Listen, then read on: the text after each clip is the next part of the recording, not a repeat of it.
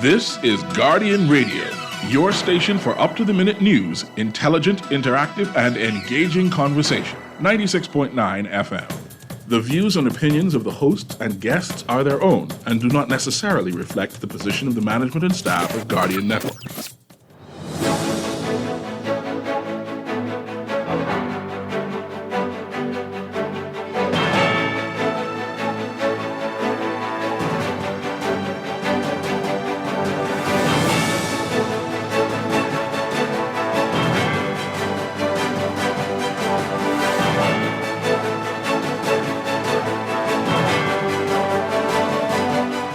Good morning. The Prime Minister intervenes with that task force. Davis says armed officers will only be used in special cases.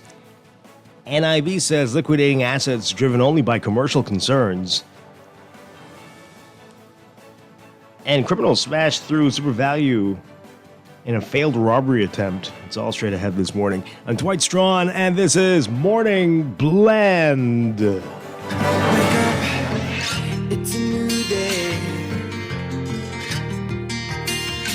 Wake up, it's a new day.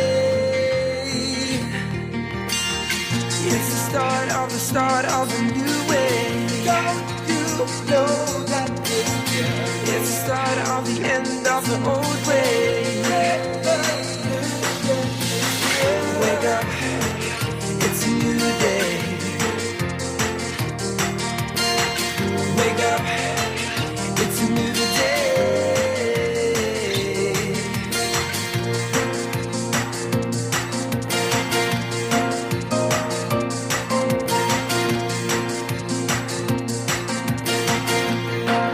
Good morning again, Bahamas. It is Tuesday, July 2nd, 2024. This is Morning Blend on Guardian Radio 96.9. Again, I'm Dwight Strachan. In a moment, Duquesne Dean will be joining us. Also this morning in business, we're talking with the Water and Sewage Corporation exactly what is going on with that water main that continues to break in eastern New Providence. We'll get the details about it.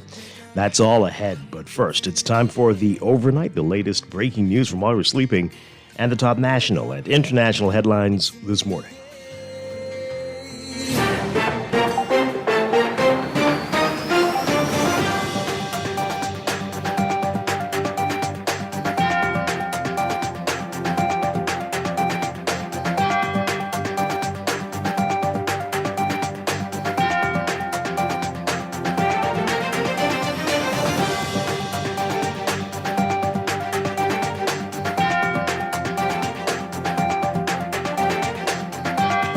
In the overnight, Prime Minister Philip Davis says that he has directed the Revenue Collection Task Force to find a better way to carry out its inspections of businesses in the country without carrying gun-toting law enforcement officers into those establishments.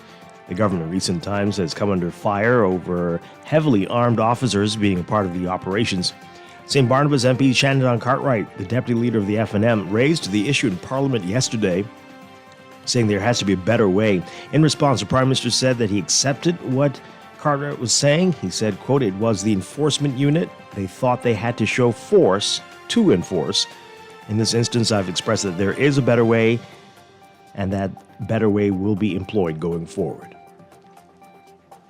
The National Insurance Board responding to posts circulated on social media regarding matters related to the fund, including investment policy decisions, explaining that its decisions to liquidate assets are driven only by commercial concerns and statutory objectives. While NIB did not couch its statement as a response to Minister of Housing and Urban Renewal Keith Bell, it is Keith Bell's claims against NIB during his contribution to the budget debate last week that placed the matter of NIB's foreign assets into the public domain, sparking controversy. Bell blasted the Minister administration for selling NIB shares in American companies back in 2020, saying the decision led to a loss and made it more difficult for NIB to meet its obligations. Well, NIB explaining yesterday that on matters pertaining to investments, its investment portfolio is benchmarked against a blend of multiple global indices as is best practice for a multi-asset portfolio. NIB says its investment strategies are made with the best technical and investment advice, and that the board is not involved in the Bahamas Power and Light restructuring plans, either as an investor or lender, and that NIB's decisions to invest and divest are driven purely by commercial concerns and statutory objectives. Criminals smashed a glass door at SuperValue's Golden Gates location. This was early yesterday morning. It was a failed attempt to break into the ATM kept inside. Police say the break-in occurred shortly before 5 a.m. and the suspects were still at large. When the Nassau Guardian arrived on the scene, cleanup of the glass and debris was underway, and workers erected a large green tarp over the gap in the wall where the glass was smashed. The assistant manager of the store says the ATM was their target. He said the thieves did minor damage to the ATM in their attempt to access the contents inside, but nothing was stolen from the store, and the robbery attempt did not impact operations. SuperValue President Deborah Simonet says it will cost at least $5,000 to fix the gaping hole. She says they have all the footage and they're able to get the license plate number of the vehicle used. In March, a gunman burst into Quality Markets on West Bay Street and robbed a cashier. That store is also owned by SuperValue.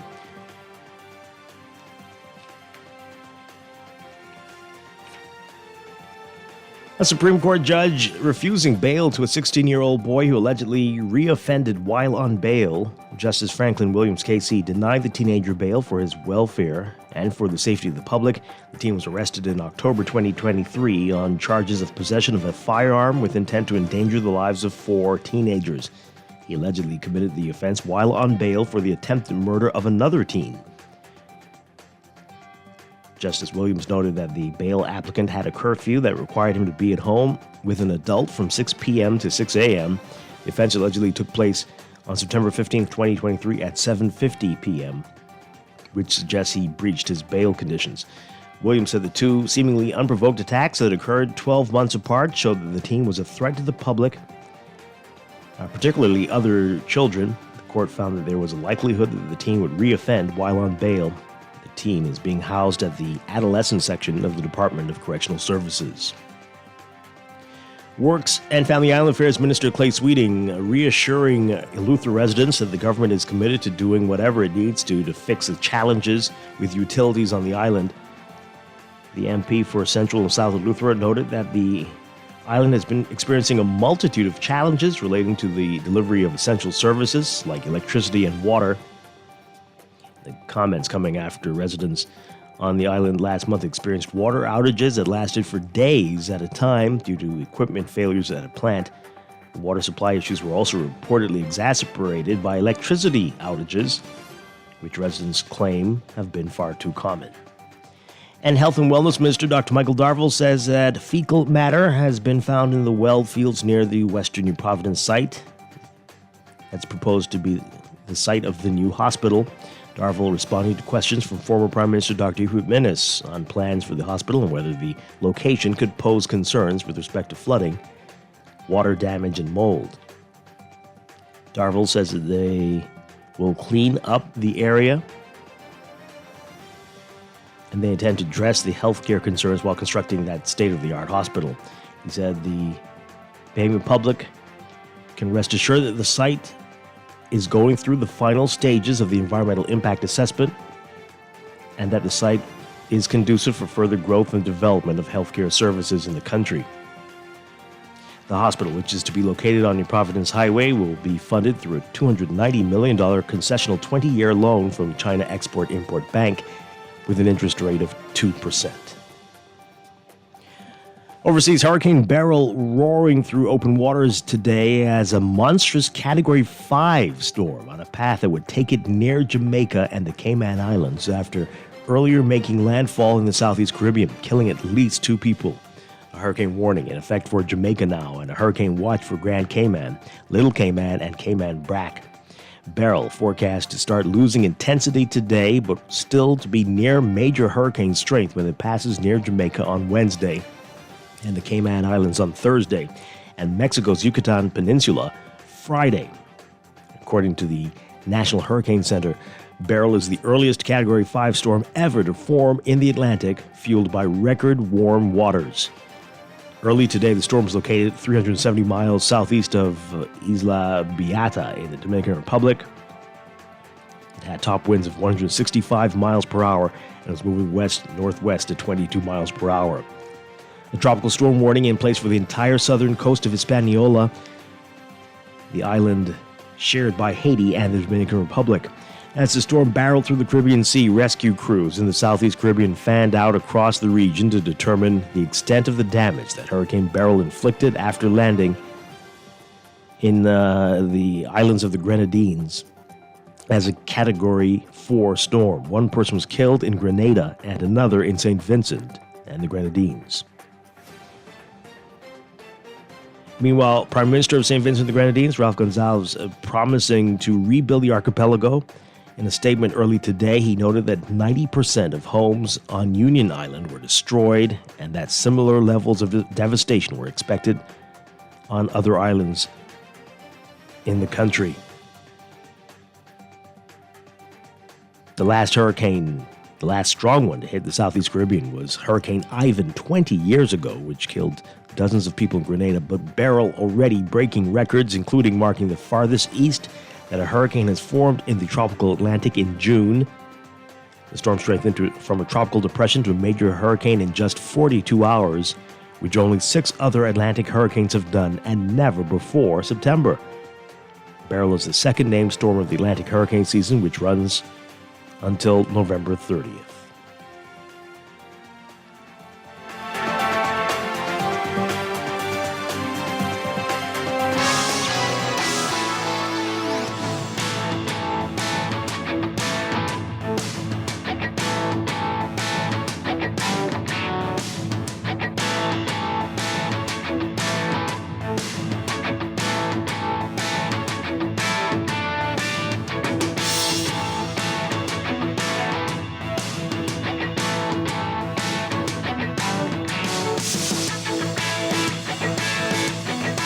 In sports, Bahamas has finalized its roster ahead of some crucial international basketball games this week. A 12-man roster has been confirmed for the FIBA, the International Basketball Federation Olympic Qualifying Tournament, set to get underway in Spain this week. The Bahamas will play Finland on Tuesday, today, Poland on Wednesday.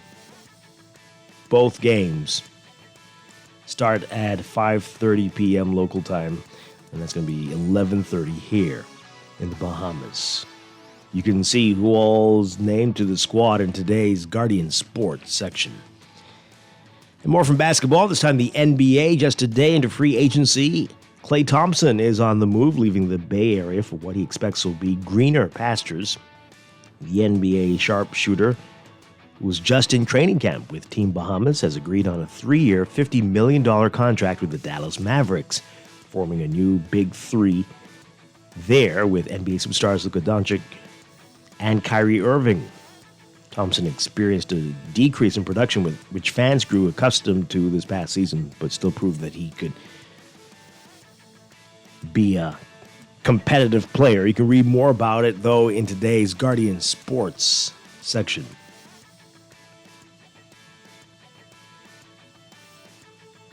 Meanwhile, Jason Tatum is the newest member of the NBA's $300 million club. The Boston Celtics stars agreed to a 5-year, $314 million contract extension to remain with the reigning NBA champions, the Boston Celtics, of course.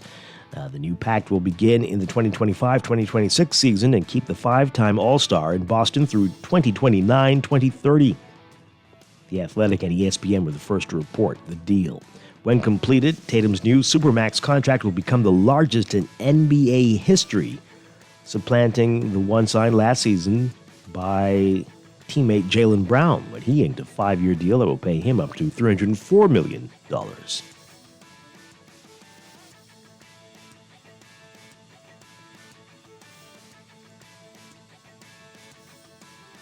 That's sports, and that's the overnight. Time for your first look at weather.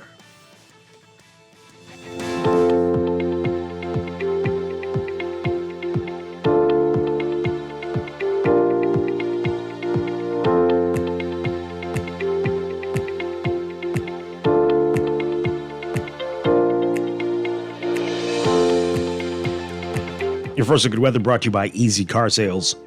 Here's what's happening. We've got a weak mid to upper level disturbance across the country, coupled with some available moisture that's going to support shower and thunderstorm activity mainly across the northwest and central Bahamas today, while surface high pressure over the western Atlantic maintains moderate to locally fresh breezes across the islands today. Everyone's being advised to remain hydrated, wear loose-fitting clothing and sunscreen when outdoors, and to take frequent breaks during peak daytime hours. Boaters should be alert for waterspout and funnel cloud activity, and flooding is a possibility in low-lying and flood-prone areas during heavy or prolonged rainfall events. We're seeing that across New Providence today already. Beachgoers in the central and southeastern islands should be alert due to the risk of rip currents along East Coast beaches and Atlantic exposures. For today, for the northwest and central Bahamas, look for a mix of sun and clouds, humid conditions, scattered showers and isolated thunderstorms through tonight, gusty winds and higher seas expected in showers and thunderstorms. Winds east to southeast at 10 to 15 knots, seas 2 to 4 feet. For the southeast Bahamas, partly sunny, hot and breezy with isolated showers and thunderstorms, becoming fair tonight with an isolated shower or two possible. Small craft operators should exercise caution, expect gusty winds and higher seas in showers and thunderstorms. Winds east to southeast at 15 to 20 knots, seas 4 to 6 feet. Temperature-wise today, we're looking at highs getting up to around 90 Fahrenheit, 32 Celsius. Overnight lows tonight getting down to about 77 Fahrenheit, 25 Celsius.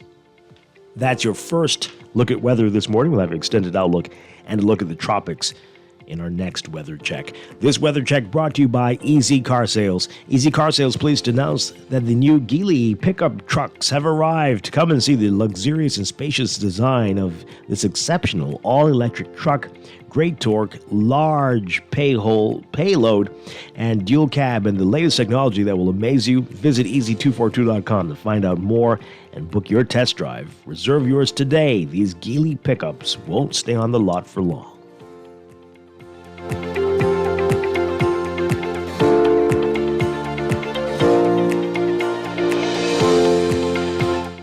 It is time for a break, but when we come back, we're discussing the day's top stories right here on your home for fresh news, smart talk all day, Guardian Radio 96.9.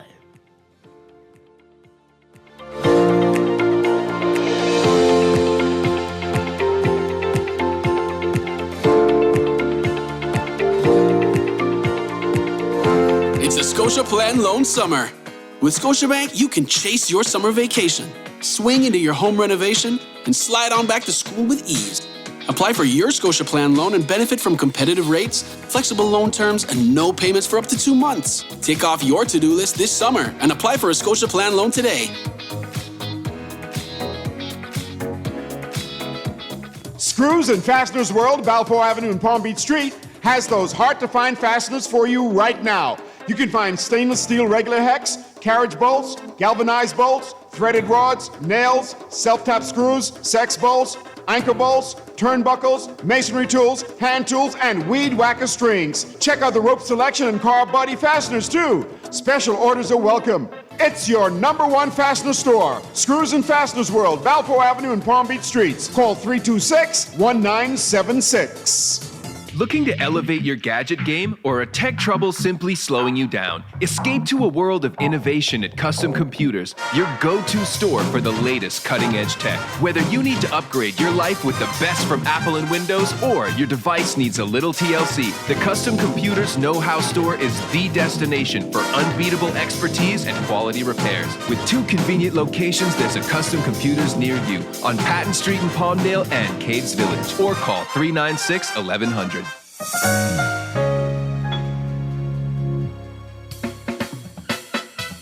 Do you have uncontrollable debt? Are you ready to make that move to Fidelity for a stress-free future? These loans have a built-in savings plan that pays you unbeatable interest. Ask about our debt consolidation loans today. Call 356-7764. Fidelity, we're good for you. This is Guardian Radio 96.9 FM. Fresh news, smart talk, all day. Wake up, it's a new day. Wake up, it's a new day. It's the start of a new way. Don't you know that it's the start of the end of the old way. Wake up, it's a new day. Wake up, it's a new day. Welcome back to Morning Blend here on Guardian Radio 96.9. We are streaming live on GuardianTalkRadio.com and on the Guardian Radio app for smart devices. We're also on your televisions on Cable Bahamas Channel 969 and BTC Flow Channel 612. You can tweet us at Morning Blend 969 or Facebook.com/Morning Blend 969. Text us on the Guardian Radio text line powered by BTC 422-4796. Standard text rates apply. Once again, I'm Dwight Strachan. Joining me now, Duquesa Dean. Happy Duquesa. Tuesday. Good morning. Great to see Good you. morning. Happy to be here today. Happy Tuesday. It's a soup day. Oh, my gosh. It's Yeah. a bed day. It's a It's pea not a soup to day. Get out of bed at all. With a Out cozy there- book. Out there is not pleasant. Yeah. Not pleasant at all. Keep that in mind. If you need to get somewhere, you should probably Yeah. leave 15 to half an Give hour. yourself some extra time. There's a Yeah. lot of water on the street too. Yeah. So most people are moving through it slowly. Some people are being idiotic. Flying. Yeah. But yeah, you will need the extra time today. All right. So we'll have more on what's going on in the weather in a little bit. But also this morning, we heard us talk about it yesterday on the show. And again, this was just a month and a little bit since it happened the last time. But with the major break on the water main in eastern New Providence in the same general Yeah. area. Yeah. What is really going on? Well, Water and Sewerage, they're going to be with us this morning to explain. great. Well, it tells at least what they know. Okay. So desperately need to hear that. That's coming up in business in our 9 o'clock hour. Okay. But we have a lot of other stuff to talk about right now in the news.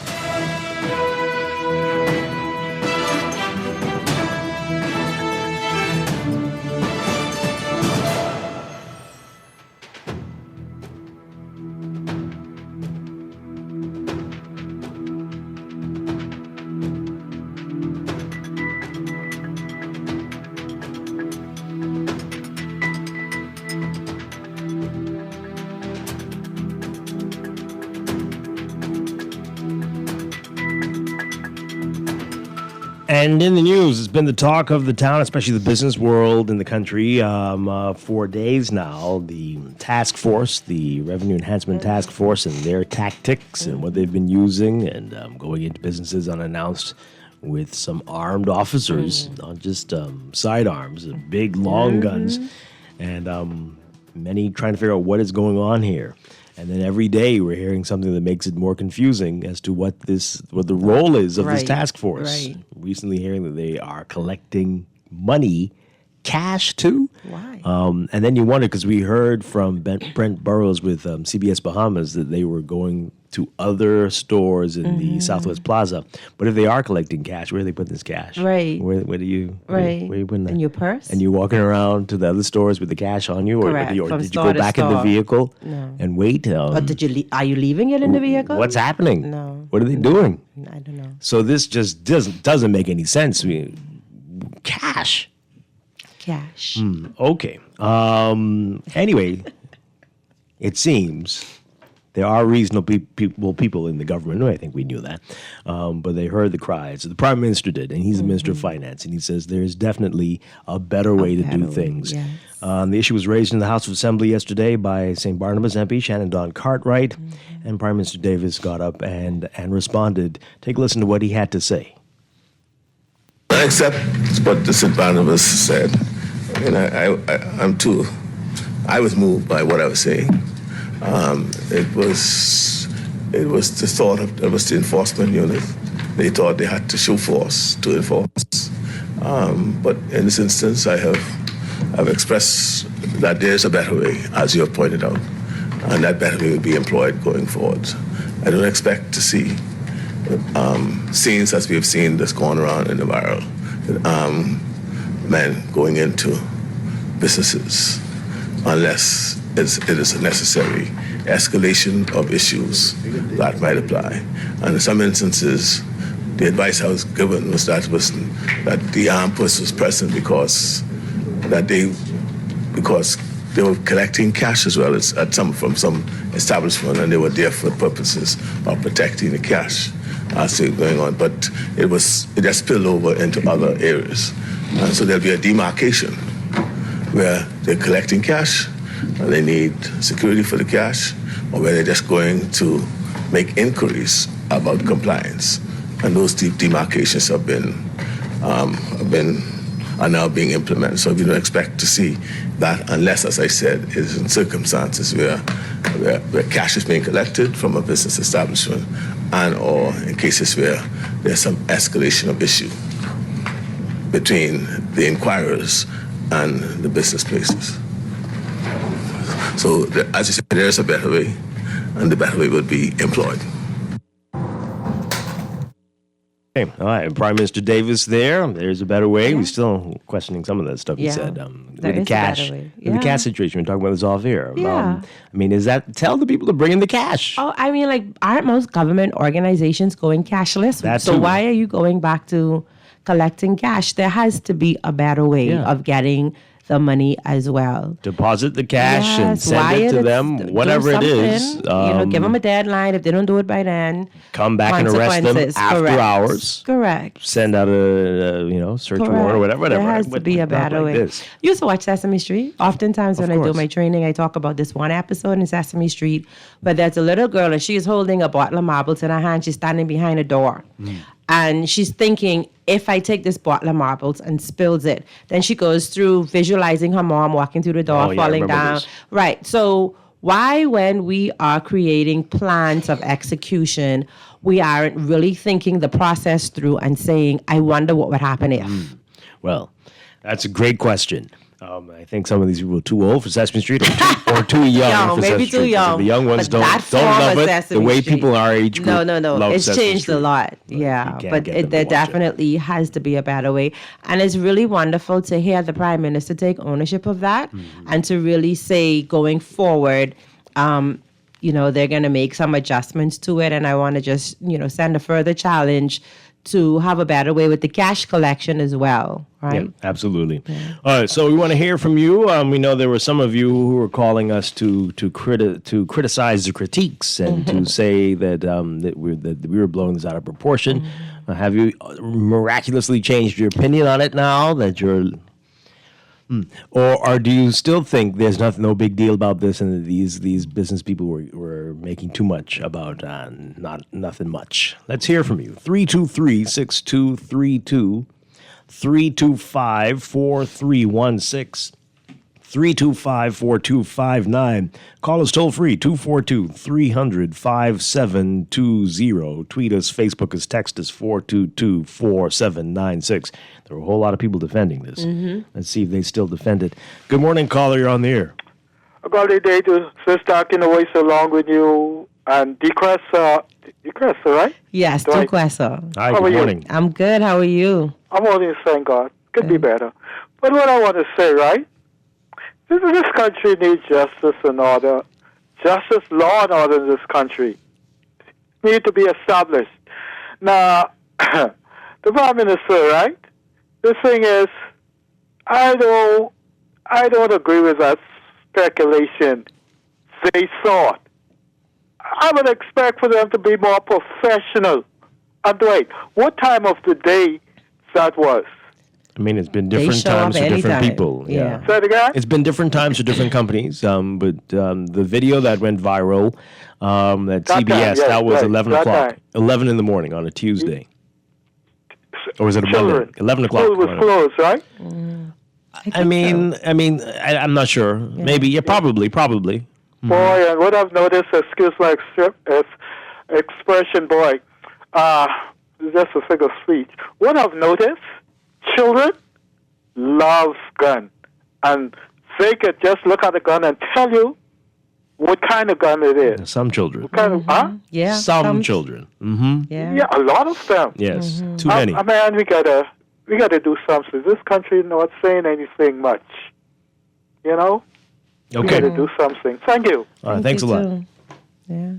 All right. Continue to call in 323-6232, 325-4316, 325-4259. Again, toll free 242-300-5720. What do you think about the fact that the Department says these officers will still be used in special cases involving cash? Right. How do you know you're going to get cash? Because that's one of the questions that I have. Do you know in advance, like, that you're going to get cash? Because there are certain businesses you're targeting to say, okay, these are the people I need to get money from today. Because if that's the case, then you know, okay, I need to go to X place because they need to give me some money today. So you can pick up the phone and call them. Maybe you've scouted. You send in the first batch with the clipboards to look and see, they got a lot of cash. Let's come back with the guns. Right, because there's a differentiation between when you're going to go with guns and when you're going to go for cash along with guns. So there has to be a better way for going to collect cash by not collecting cash, right? Because why do you even need to feel like you have to use force to enforce? That's poor leadership. Why do you have to use force to enforce? No, Dwight, not that type of physical force. Not everybody. That's not going to work for everybody, but no. I mean, for some people, a lot of intimidation. But they were doing that with people they didn't need to use the force with. It's crazy, right? And that's the problem there.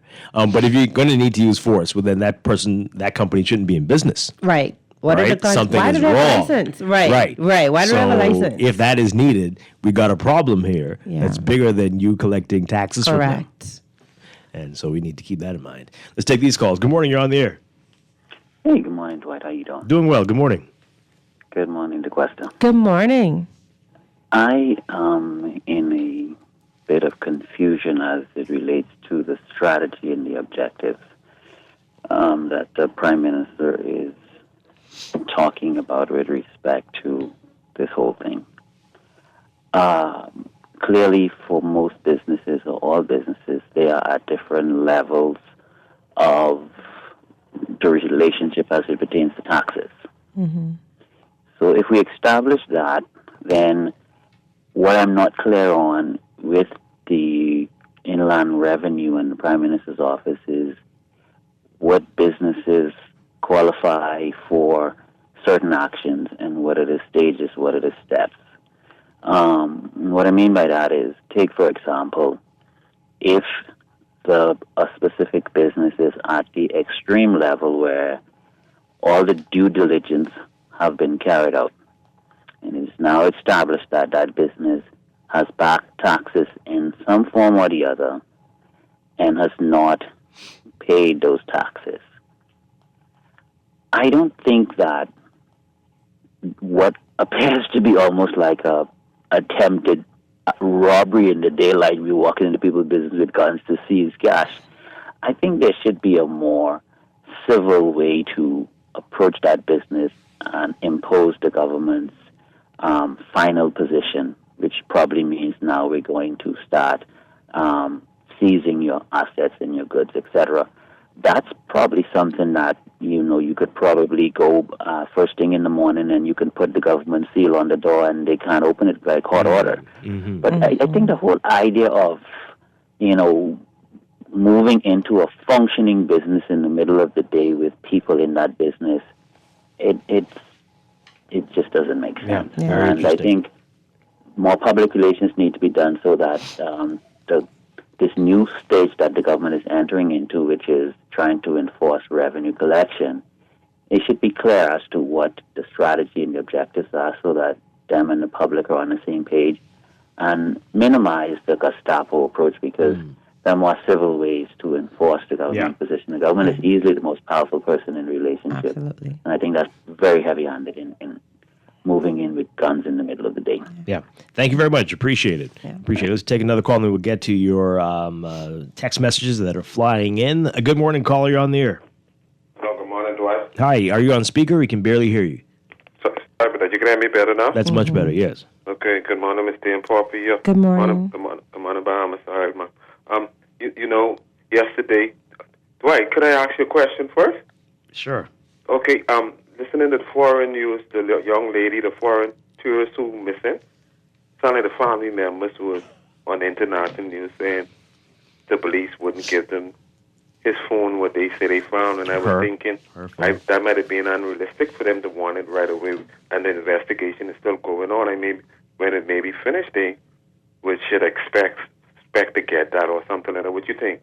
I mean, I didn't hear that part, but you're right. I don't know why they would think they should get that now. But I heard other reports were saying how they were very surprised at what they found at the yoga retreat, and how it seemed that people didn't really want to talk to them, and how it seemed that the responses from the other people attending the retreat were rehearsed. I couldn't believe that kind of stuff. That was on ABC News last night, this morning. So. Like the tourism people is be saying, we got to protect our brand.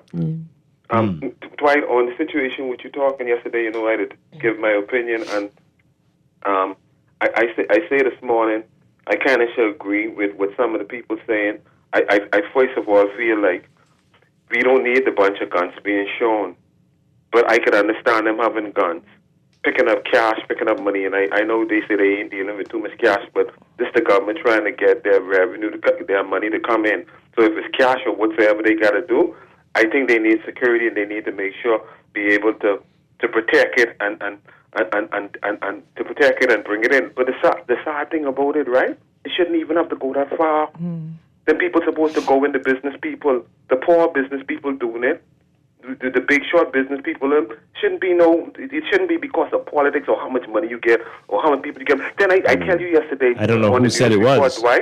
Dwight? Yeah. The news report was saying something about a one-stop shop, and I tell you, I call it a one-stop enforcement group. They say they picking up people there too who have on work permit and working doing this thing when they supposed to be doing gardening. So this enforcement, they get the police, they get I don't know if they get the drug people there, they get the immigration people there.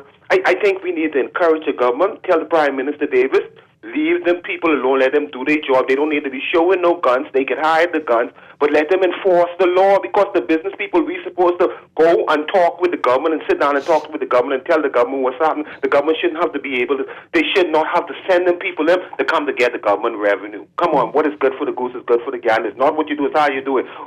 Two wrongs don't make a right. Keep up the good work.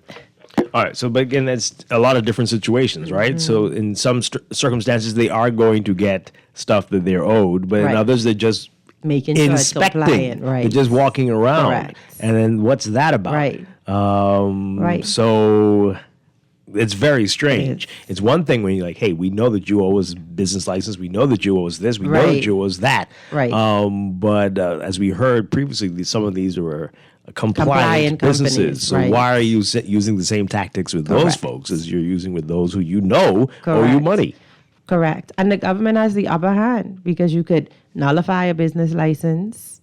You could have the business closed until they put pay. Some chains on the door. Right. Like, so you're not coming in here. I mean, of course, that would be a different outcry, right? But you have the power, and it would be more justified to say, well, once you settle a portion of your bill or whatever, get on a payment plan, whatever, right? But there has to be a better way. Or go away. Yeah. All right. Go away for good. Since we have a problem with you. Right. Yeah. Yeah. This text says, this is total foolishness. No agent, government or otherwise, is supposed to go to a business to collect cash. Do you want to catch them in their lie? Did the agent collect any cash from some other businesses that they went to? No, they didn't. The Prime Minister and the Minister of Finance is desperate to increase revenue without implementing proper economic policies that will advance the country and improve the lives of Bahamians. We have a big problem. Businesses are overwhelmed with the level of armed robbery in this country. So basically, the Prime Minister and Minister of Finance can be accused, of helping to advance this armed robbery culture. Whoa, what? Because they rushed into previous businesses. They're implying that they went to collect cash. Now the armed robbers know where to go in broad daylight to collect their cash. Well, I'll say this, Dwight. People do what they see. Simple, right? People do what they see. So if you set the example of walking around with arms, even though you are a government agency, and walking into an establishment and doing this, then you are setting a standard. Like you are setting an example. Well, all this is going to mean is that you're going to see a whole lot more businesses saying we are cashless. Yeah, cashless. Because of and they have to these protect same themselves. series of events. Correct. Super value, and this as well, and people now thinking that these people keep cash on hand. Just right. Yeah. So this is going to put more of a burden on the consumer. Yeah. As usual, We are always the one getting the dirty end of that stick. Which is another problem because we can't keep stable internet to be fully digital. So that's another Especially problem. when the power goes off. Okay, so yeah. Oh boy, we'll be trading pebbles soon. This is another text. I don't understand why they're collecting cash, period. Government agencies should be minimizing handling cash, especially large amounts like taxes. It makes no sense. How do they do the accounting and issue receipts? It's totally incompatible with any kind of tax collection standard. This is mind-boggling. Yeah, this is wild. On our Twitter page, tweet, it is unclear as to why a military officer from the RBDF was appointed to head a revenue enhancement unit. And if cash is collected on the spot, who is responsible for ensuring proper accounting? What is the rationale for the extreme show of force? Yeah. Mm-hmm. Oh boy. One more call on this. Good morning, call. You're on the air. Good morning, too. Still in Duquesa. Yes. Okay, guys. So listen, man. I don't understand with all this one technology we got, and the government is supposed to be a digital system. You don't have to guess who owes you. You're supposed to be able to look into your system and know exactly who owes you, and you go to those places. I don't have a problem carrying maybe one out police officer with like 45 or a revolver rather than the big old machine gun. And if that agency that owes you is not paying, the government has the authority and the power to garnish your bank account. They shouldn't be collecting no cash on site. Yeah. Garnish the bank account and get the funds. Yeah. That is not a system in place for the entire inland revenue or customs or whichever agency was, including NIB. Mm-hmm. Then they should pass a law to make sure the government has the authority to garnish your bank accounts if you don't pay the government the taxes owed to them in a timely fashion. Mm-hmm.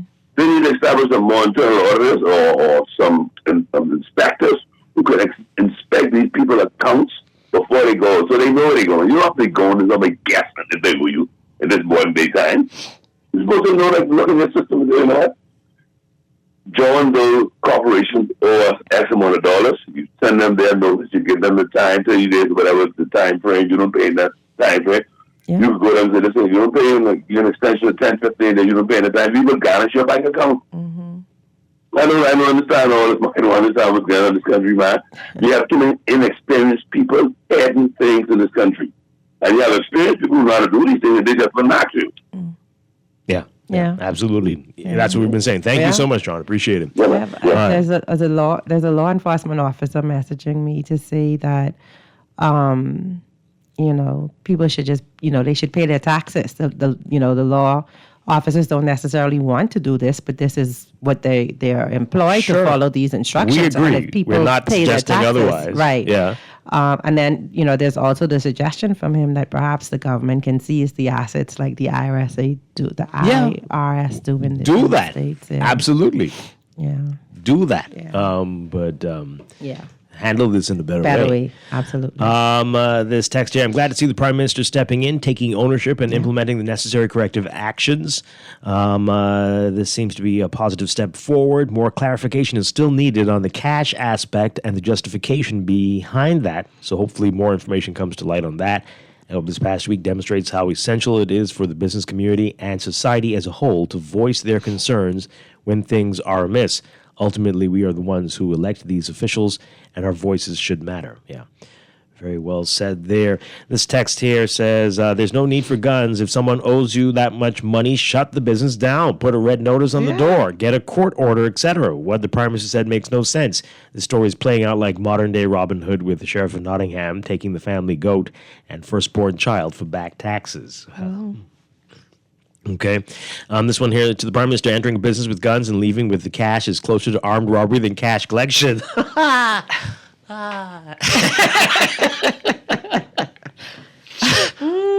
Just the image just hit me. That's crazy. Oh, boy.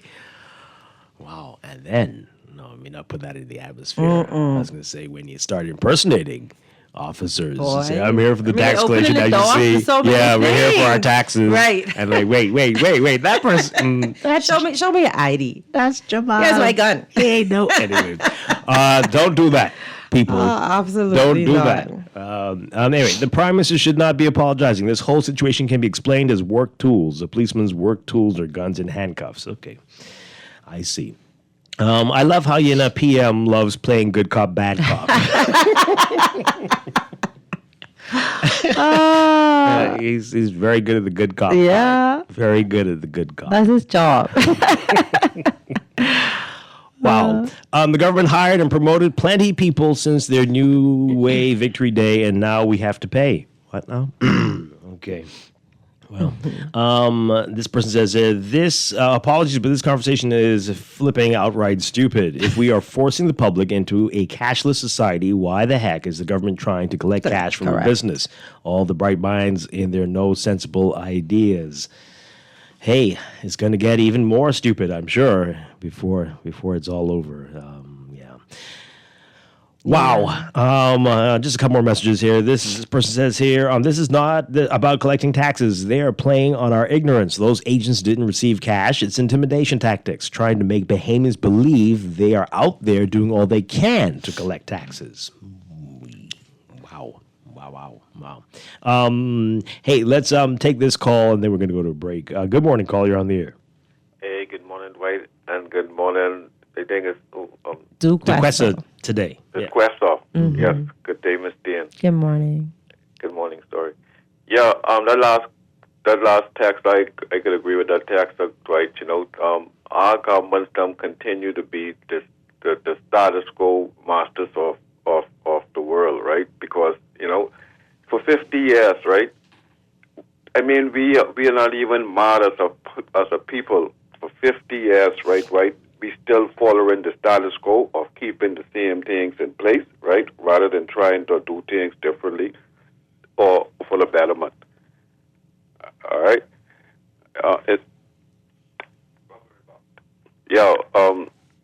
Right? So at the end of the day, we as a people, we have to move away from the status quo mindset that this administration continue to give to us, man. Because what is there to brag about?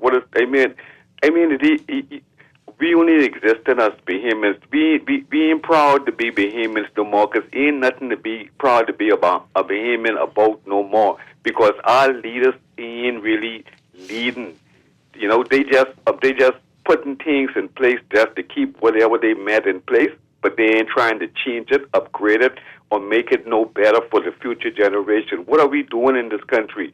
Right? We look at the hurricanes that are building up, Dwight, and we yet to see any. We just finished with our financial in the House of Assembly with the budget debate, Dwight, and I know if you heard that any money was allocated for any type of structure anywhere in the Commonwealth to the Bahamas to save the Bahamian people from these catastrophic storms that we know coming, Dwight. What are we doing in this country? Or are we just only trying to create stories just so we could sell newspapers and put it on the news? Mm-hmm. Because that's all it seems happening in this country, man. Right? You guys have a nice day, but hey, we have to get rid of this status quo because it ain't helping to develop the Commonwealth of the Bahamas in no way. It just talks after talks after talks, and the PLP and the FNM, they are good for talks. You guys have a nice day. Wow. Okay. Wow. That's a bleak outlook there. Hey, man, I know there are a lot of things that we need to fix. A lot of work has to be done, but there are things to be proud of. There are some people doing wonderful things. There are some slow developments.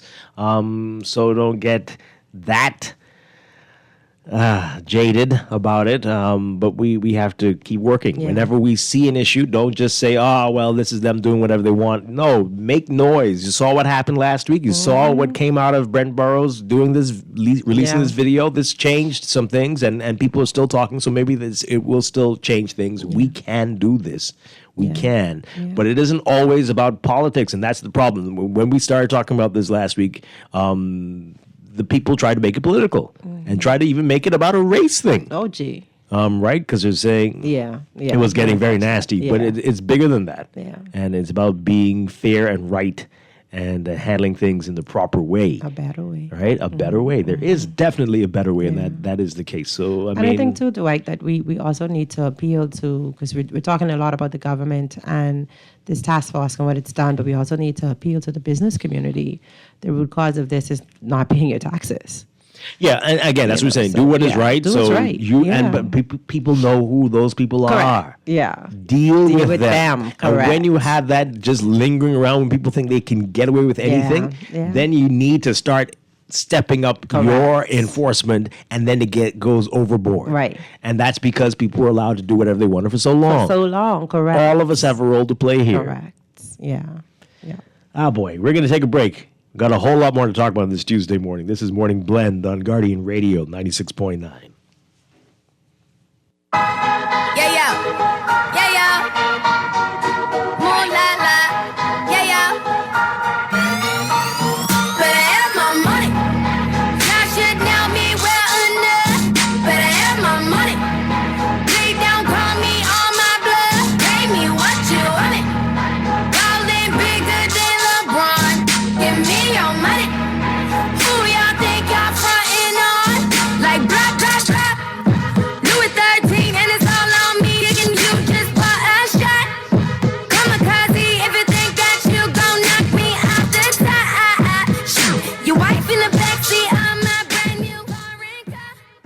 This is Guardian Radio 96.9 FM, Nassau, Bahamas.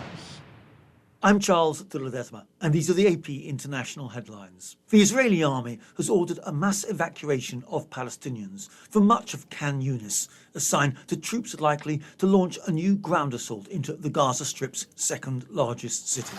Floods and landslides triggered by heavy rains have killed at least 16 people over the last 2 weeks in India's northeast, where more than 300,000 people have been displaced from their submerged homes. The United Nations General Assembly has adopted a Chinese-sponsored resolution urging wealthy developed nations to close the widening gap with poorer developing countries to use and benefit from artificial intelligence. A court in Belarus has sentenced 20 political analysts to prison terms after convicting them in absentia of conspiracy to overthrow the government. The analysts all live outside Belarus but could be imprisoned upon returning to the authoritarian state. I'm Charles de Ledesma.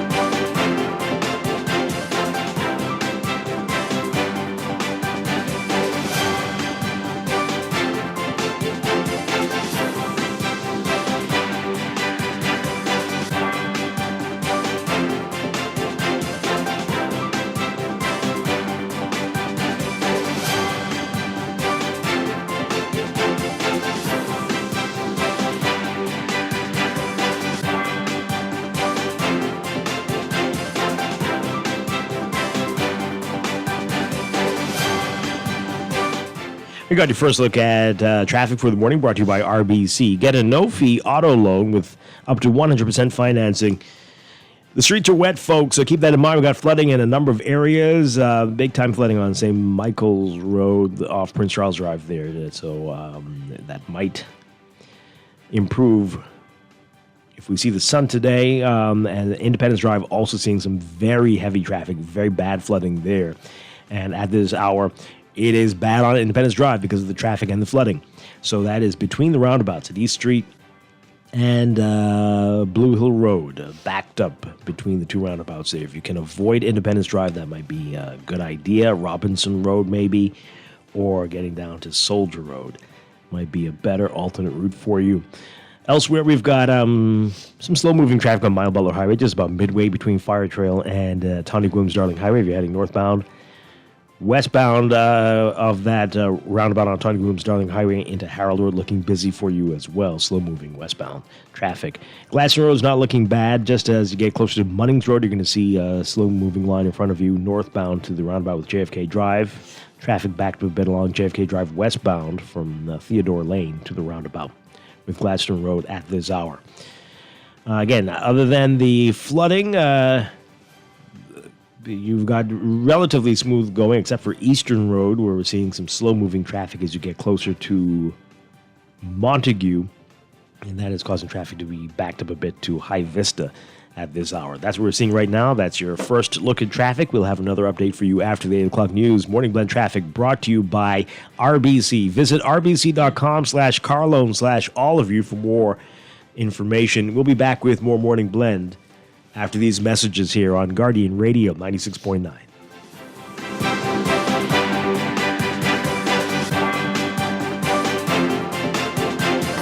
RBC. Are you buying a home, renovating, or exploring mortgage options? With cash back and up to 90% financing, we'll find the perfect mortgage for you. Pre-qualify in just 60 seconds and get connected with a mortgage specialist today. Visit rbc.com/mortgages/all of you. RBC. Conditions apply. At Wendy's, we are different. We don't just use beef, it's fresh, never frozen. Our burgers are square because we never cut corners. Served hot off the grill with fresh lettuce, tomatoes, onions, and American cheese. We believe in fast food done right. Always serving fresh, never frozen beef. Order a hot, juicy Dave single, double, or triple. Made with fresh, never frozen beef. Now only at Wendy's. Different inside and out. Earning zero interest on your savings at the bank? With as little as $100, you can start earning interest on your money while you're sleeping, eating, or standing in line at the bank with the CFAL Savings Express Plan. Ready to invest? Start by putting $1,000 into our mutual funds and earn interest there too. Because at CFAL, your interest is our interest. Visit cfal.com to start now. CFAL. Growing wealth for future generations of Bahamians. Maybe it's time to explore your options. There's no harm in reviewing your mortgage arrangement and considering a better deal. CIBC Caribbean can help you narrow your search and decide. Switch your mortgage to CIBC Caribbean and enjoy a special interest rate and help towards your switching cost. Visit CIBCFCIB.com/inspired home for more information. Conditions apply.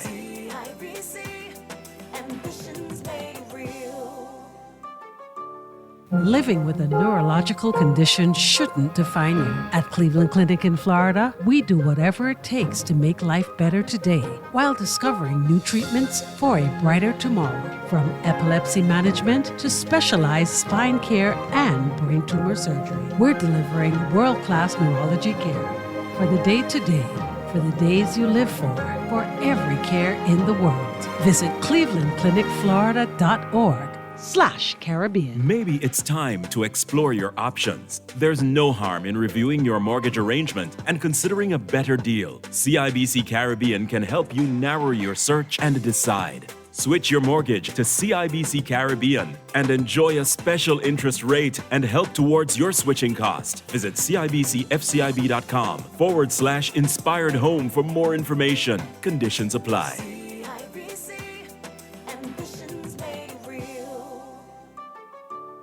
Are you ready to elevate your day with a burst of flavor? Look no further than Dunkin', your ultimate destination for everything delicious. From our freshly brewed coffee that is sure to pick you up, to our signature frozen beverages that will cool you down. And don't forget our mouth-watering sandwiches, made to order all day. Dunkin' has it all. And of course, our lineup of fresh donuts, muffins, and more. Dive into a world of yummy flavors at Dunkin' and bring joy to your day. The Bahamas runs on Dunkin'. Age ain't nothing but a number, they say. Whether you're a baby boomer or a Gen X, Y, or Z, Easy Car Sales invites you to be part of the new Generation E. We drive electric for the savings, for the planet, and most importantly, for the smooth, powerful ride. You really can have it all. We love our EV and we are Generation E. Join us. Everyone is welcome. Visit IamGenerationE.com to find out more. Brought to you by Easy Car Sales. This is Guardian Radio 96.9 FM. Fresh news, smart talk, all day. Yeah, yeah. Yeah, yeah. More la la. Yeah, yeah. Better have my money. Y'all should know me well enough. Better have my money. We're going to the news in just a second, but we got a whole lot more coming up in the 8 o'clock hour, including what former Prime Minister Hubert Minnis is saying about his beloved F&M. and more. We've got a lot to talk about, so stay tuned, folks. This is Morning Blend on Guardian Radio 96.9. Kamikaze, if you think that you gon' knock me out the top. Your wife in the backseat of my brand new foreign car. Don't act like you forgot. I call the shots. Like blah, blah, blah. Pay me what you want me. Don't act like you forgot. But I have my money. But I have my money. Pay me what you want. But I have my. But I have my money. Not to Rihanna. This is Guardian Radio 96.9 FM, Nassau, Bahamas.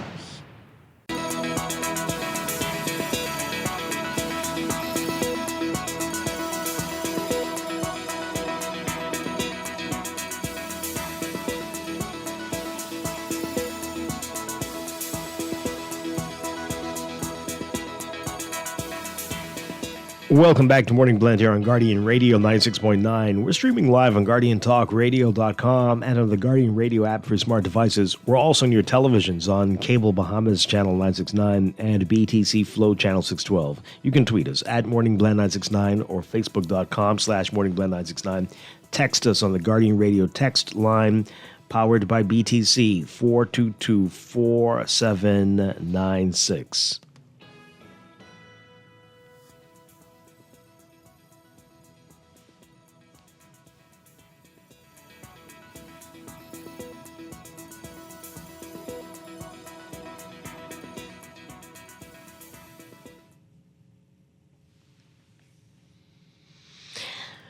And now at 8:28, it's time for another check of your weather for today, brought to you by Sherwin-Williams Paints. Here's what's happening. We've got a weak mid to upper level disturbance across the area, coupled with some available moisture, and that's going to support some shower and thunderstorm activity, mainly across the northwest and central Bahamas, while surface high pressure over the area. The western Atlantic will maintain moderate to locally fresh breezes across the islands today. Everyone's being advised to remain hydrated, wear loose-fitting clothing, and to avoid being outside during peak daytime hours. Boaters should be alert due to the possibility of waterspout and funnel cloud activity. Flooding is possible in low-lying and flood-prone areas during locally heavy rainfall. Beachgoers, especially in the central and southeast Bahamas, should be alert due to the risk of rip currents along east coast beaches and Atlantic exposures. For today, for the northwest and central Bahamas, your forecast calls for a mix of sun and clouds with humid conditions, scattered showers, and isolated thunderstorms through tonight. Gusty winds and higher seas expected in showers and thunderstorms. Winds east to southeast at 10 to 15 knots, seas 2 to 4 feet. For the southeast Bahamas, partly sunny, hot, and breezy with isolated showers and thunderstorms today, becoming fair tonight with isolated showers possible. Smallcraft operators should exercise caution. Expect gusty winds and higher seas in showers and thunderstorms. Winds east to southeast at 15 to 20 knots, seas 4 to 6 feet. Temperatures today look for highs around 90 Fahrenheit, 32 Celsius. Overnight lows tonight getting down to about 77 Fahrenheit, 25 Celsius. In your extended outlook, troughing across the area will weaken as high pressure expands and dominates weather around the islands. So for tomorrow, Wednesday, partly sunny, warm, and breezy with a chance of a few scattered showers and isolated thunderstorms during the day. Fair and warm at night with a stray shower or two possible. For Thursday, partly sunny, warm, and breezy with a chance of a few scattered and isolated showers during the day. Fair and warm at night with stray showers possible. In the tropics, we've got powerful Hurricane Beryl, just 695 miles east-southeast of Kingston, Jamaica, moving west-northwest at 22 miles per hour with maximum sustained winds of 165 miles per hour. Going to be a major issue for Jamaica beginning tomorrow and the Cayman Islands for Thursday. Elsewhere, the tropics disorganized showers and thunderstorms remain limited in association with an area of low pressure about 1,000 miles east-southeast of the Windward Islands. Environmental conditions are only marginally conducive for additional development of the system. Formation chance through the next 7 days is low, about 30%. over the next, again, 7 days. Elsewhere, the tropics are not seeing any further development in the next 7 days at this time. But that is your morning blend weather check, brought to you by Sherwin-Williams Paints. Sherwin-Williams Paints has got you covered for all your painting and equipment needs. Visit Sherwin-Williams Paints online or in-store today.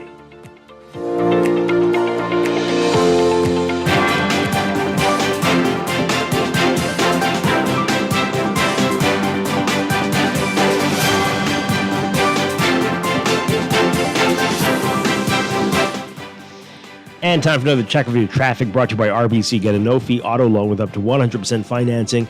It's flooded on some of the streets in New Providence, folks, so keep that in mind. You're going to need extra time to get where you need to go this morning. We've got a number of hot spots, a number of issues to talk about. We're getting reports of a malfunctioning traffic light on Wolf Road and Blue Hill Road. That is definitely causing traffic to be backed up on Wolf Road if you're heading westbound toward that light there. And that is backed up even through East Street and causing lots of issues there. You might want to avoid that area until that light is fixed. Someone needs to get to that.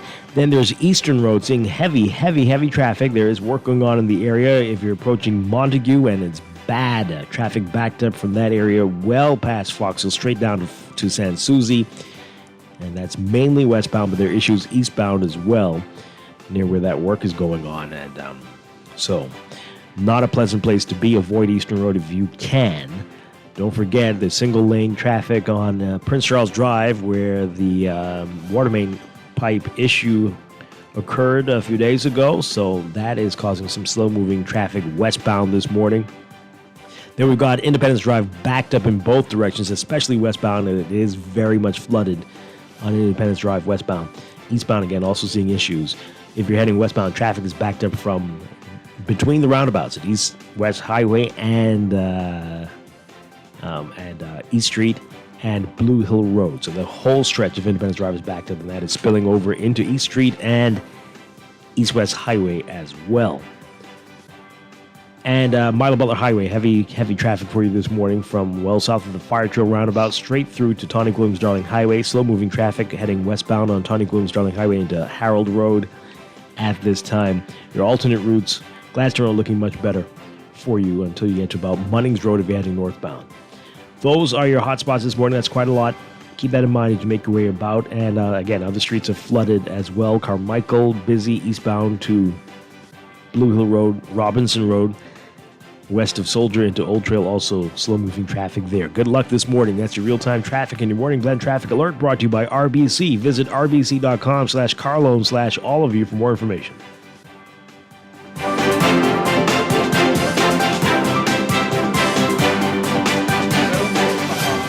About when it comes to product range and product knowledge. If it's a new product come in the store, we walk the store and study that product. One thing with our boss, if a new product comes in, he takes the time and he's always keeping us up to date with product knowledge. Mm-hmm. And we just had 9 weeks of different products that we had to study, and we had exams at the end of each product. Yeah. The only way we can sell the product effective, we have to know that product. Yeah, that helps us to relate to our customers. It gives us better knowledge to know what product to introduce to them. You understand? So we can know what product to give them to use and what product not to give them to use. Mm-hmm. So product knowledge is really key in Sherwin-Williams. They got the keys.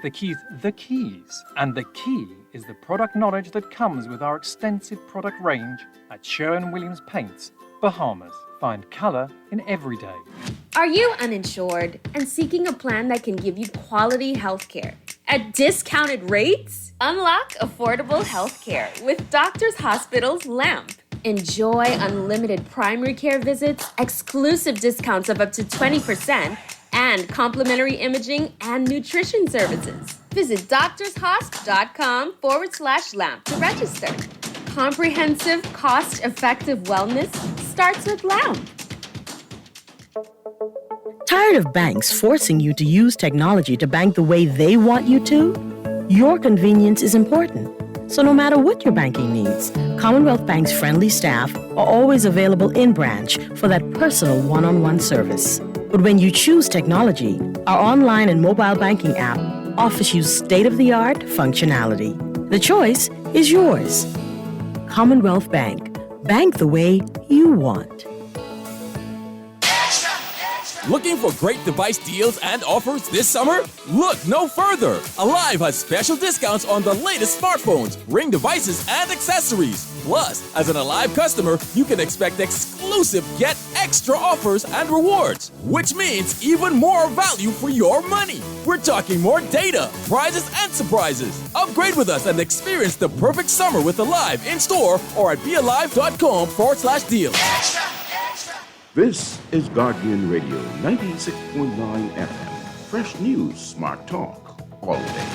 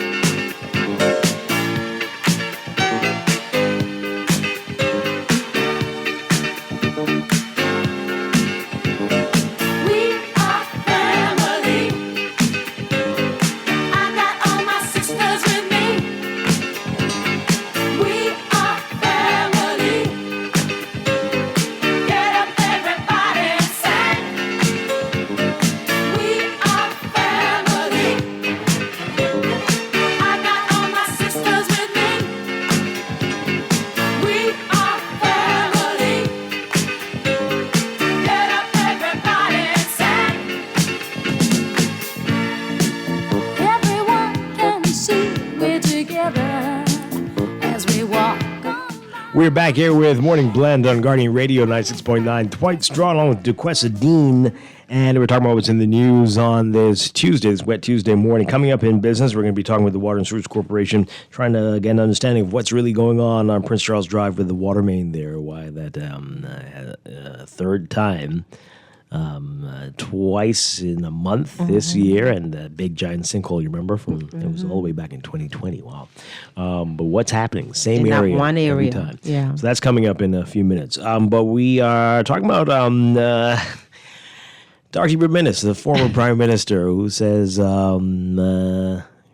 doesn't know if he's really part of the family still with the F&M. He hasn't heard anything much from them since the convention.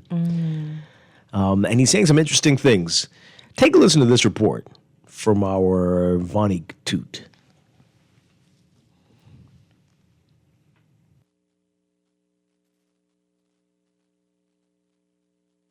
One month after he went head-to-head with Free National Movement leader Michael Pintard in a leadership race, former Prime Minister Dr. Hubert Minnis suggested no olive branch was extended to him by party leaders following the FNM's one-day convention. I haven't seen it yet. I haven't seen that branch yet. Okay, thank you very much. All right, thank you. That answers your question? I haven't seen it. You want to explain on that? No, do it like that. That would give you a carrot for more to come. Minnis, who stepped down as FNM leader following the party's loss in the 2021 general election, had hoped to return as party leader during its June 1st convention. However, he only received 163 votes to Pintard's 486. Following his defeat, he denied rumors he would resign as Killarney MP and pledged to continue to support the party. We asked Minnis what's next. Only God can answer that. Only God can say where I'm going. While his political future remains uncertain, Minnis said one thing he is sure of is the Davis administration will not be re-elected, as its time in office has been disastrous for the country. No. But I didn't say who will be elected either. Minnis was asked his views on the Progressive Liberal Party's chance of re-election days after Prime Minister Philip Davis urged PLPs to ready the ship and prepare for the 2026 general election during a rally-style regional meeting in Mount Moriah. Davis also directed party members to get their branches in gear. Minnis suggested the PLP is following his old playbook. But I think what they're doing is they're following the playbook that we had introduced in 2015 going through. Now, they're following the playbook, but what they fail to realize, there has to be amendments to that. because times have changed. Now, it's not my job to tell them what the amendments are, because, obviously I'm opposition. But the BLP has to be removed. I think they're disastrous at this point in time for the country. The cost of living has become too high. Light bill has gone up, and I've calculated from individuals, light bill have gone up 436%. The Killarney MP urged the Davis administration to consider tax relief to alleviate the burden placed on consumers by high electricity bills. The government is really serious about the people. Government need to look at some of these bills and declare what you call a Jubilee tax relief session. Because individuals who have had bills, certain bills, for more than 3 years, they cannot pay that. They cannot pay that. Why should they be stressed out with such bills that they cannot afford, that they cannot pay? So it's easier to have a Jubilee tax relief, help the people, cancel all those debts beyond the 3 years, then only those within the last 3 years, you would allow that to be carried on, but remove the interest from it. The Davis administration unveiled its energy plan to lower bills and increase reliable power supply last month and said consumers should begin to feel some relief in July. Reporting for the Guardian News Network, I'm Vonnie Toot. My goodness. Well, if you're using the Menace playbook, you certainly don't want to be in office for very long. I think that would be terrible. I think he's talking about the playbook they used to get elected. Okay. And he said we. He said we. Well. He didn't say my playbook. Well. He said our playbook. Okay. And I think it was to get elected. He was the leader. He was the leader. What do we call him? The competent authority. Wow. But certainly some interesting things, interesting comments there. Now with the olive branch, I mean, it was said at the convention, right? I think I believe the chairman said it, but also definitely Michael Pintard, the leader, said it, that we want everybody to come together. I remember that. If he wanted a direct personal branch, I mean, I don't know if you're going to get that. Yeah. But it was put out to everybody. Come back. These parties have to talk about their big tent. I guess that's kind of convoluted because how do you come back, right? It was a big fight between the two trying to get into the seat. Somebody won. And, if there's an interest in having you really come back, I think a personal invite should be extended. Like what? How hey, we're going to be over here. If we're talking about being all-inclusive, do you want to join us for XYZ? That shows, okay, well, we're going to pull back together. And if, the thing is, we don't really want you, so we just kind of leave you alone. Just read, whatever people show you believe. So if there has not been that and you want it, reach out. If you're okay with not being invited back to the table, then stay happy because he sounds happy. So you're saying what? You need to go out to dinner or something? Not necessarily. Let's say you're having a small meeting about something. I don't know. Maybe nothing of big national importance. And you say, hey, we're going to be over here. There are going to be 10 of us. If you want to join us for this conversation, come in. That's like a direct, indirect way of saying, okay, let's come back together. But if it's okay, well, you got your results. The people voted. This is what they want. We want to be a cohesive unit. So maybe it's okay, up to you now to say, it's very confusing. It's up to you now to say, hey, can I, whatever. I don't know. But it was clear that, even the former prime minister was very vocal about the one and done situation. So just whatever people show you believe. Wow. Well, folks, what form should that olive branch take? You tell us what you think. But also, let's talk about some of the other things that he's saying about how they clearly, this current administration looking, as you said, like his administration to be one and done. Is that the direction this is heading? What do you think about everything Menace had to say? 323-6232. 325-4316. 325-4259. Toll free, 242-300-5720. Tweet us, Facebook us, text us, 422-4796. What are you laughing at? I'm laughing because I know this pot that's going to open up right now. So it's in anticipation. Oh, okay, let's hear this. Good morning, caller. You're on the air. Good morning, Dwight. How you doing, sir? Doing well, doing well. I kind of find Dr. Menace's comments a little bit disingenuous. And the reason I say ingenuous, Dr. Menace asked the reporter or his perception to the public, his perspective to the public is he hasn't seen the olive branch. Where's the olive branch? And I remember vividly at the close of the convention, the leader extended an opportunity for Dr. Minnis to come and speak. You remember, even before the close of the convention, the leader said that he believed that whomever lost should have the opportunity to still address the convention, because at the end of the day, they are all F&Ms. And so to see Dr. Minnis, someone who once ran from the media, now having his own antics in the media, and it looks like attention-seeking behavior. It is confusing, but I wanted to bring some clarity to the public this morning and remind each and every Bahamian that olive branch was in fact extended to Dr. Minnis when he was offered the opportunity to speak at the convention, regardless whether he lost or won. Right. He refused that olive branch. And so I just want to remind the public and show the public where the olive branch is and when it was extended, and the positions he put himself in. And he seems to be someone who has always been a master at playing the victim.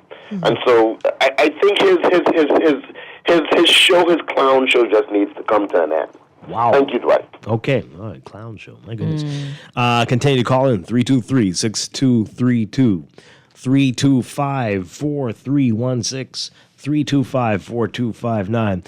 This texter says here, former Prime Minister Minnis isn't speaking the truth. He knows that Michael Pintard reached out to him after the F&M leadership results. He needs to stop being a sore loser and be more of a team player. Yeah. I mean, he did. We all heard Pintard say that. We all heard it. Now, if he wants a personal letter, a personal invitation, a personal invite to something, I don't know. I don't know either. Maybe he should clarify what the olive branch could be. And then what if, what did he think that should look like? I don't know. Yeah, maybe only him could clarify what his expectation is. Okay, maybe a literal olive branch. Put it in the mail. Send him. I don't know. As a sitting MP, he should have a shadow portfolio. Really now. That's an olive branch, and that's only proper. That wasn't going to be possible before this convention, right? Because he was already speaking out on anything and everything and saying different things from what the F&M was saying. Right. Now, maybe afterward, I'm not too sure. But things, I don't know. But that's interesting, though. This person says here, any word on the BPL deal? We don't have time to be worried about Minnis and Pintard's back and forth whining. Can anyone explain how much more will average wage workers be paid for NIB? We'll be paying for NIB. I mean, what now? Come on. Seriously? It's very clear. This is not being a secret. Don't be silly. It's very clear what that is. You know the percentage. Don't do that. And they bring up all kinds of things, oil leaks and all manner of schools not. Yeah, we got a lot of problems. We know that, but that's not what we're talking about right now. Yeah. We can talk about many different things. We don't have to talk about the same thing over and over. But don't be that type of person, texter. Great show as usual. Minnis said that they did not extend him an olive branch, but they did extend him a prickle patch. Times are hard. Olive branches are too expensive. Let's take these calls. Let's just take these calls. Good morning, caller. You're on the air. Good morning, Mr. Strong. Hi, good morning. Good morning to your guest. Hey. So the person that's talking about NIB, there was a listing sent out with a printed information as to how you would be charged. So I don't know what they're talking about.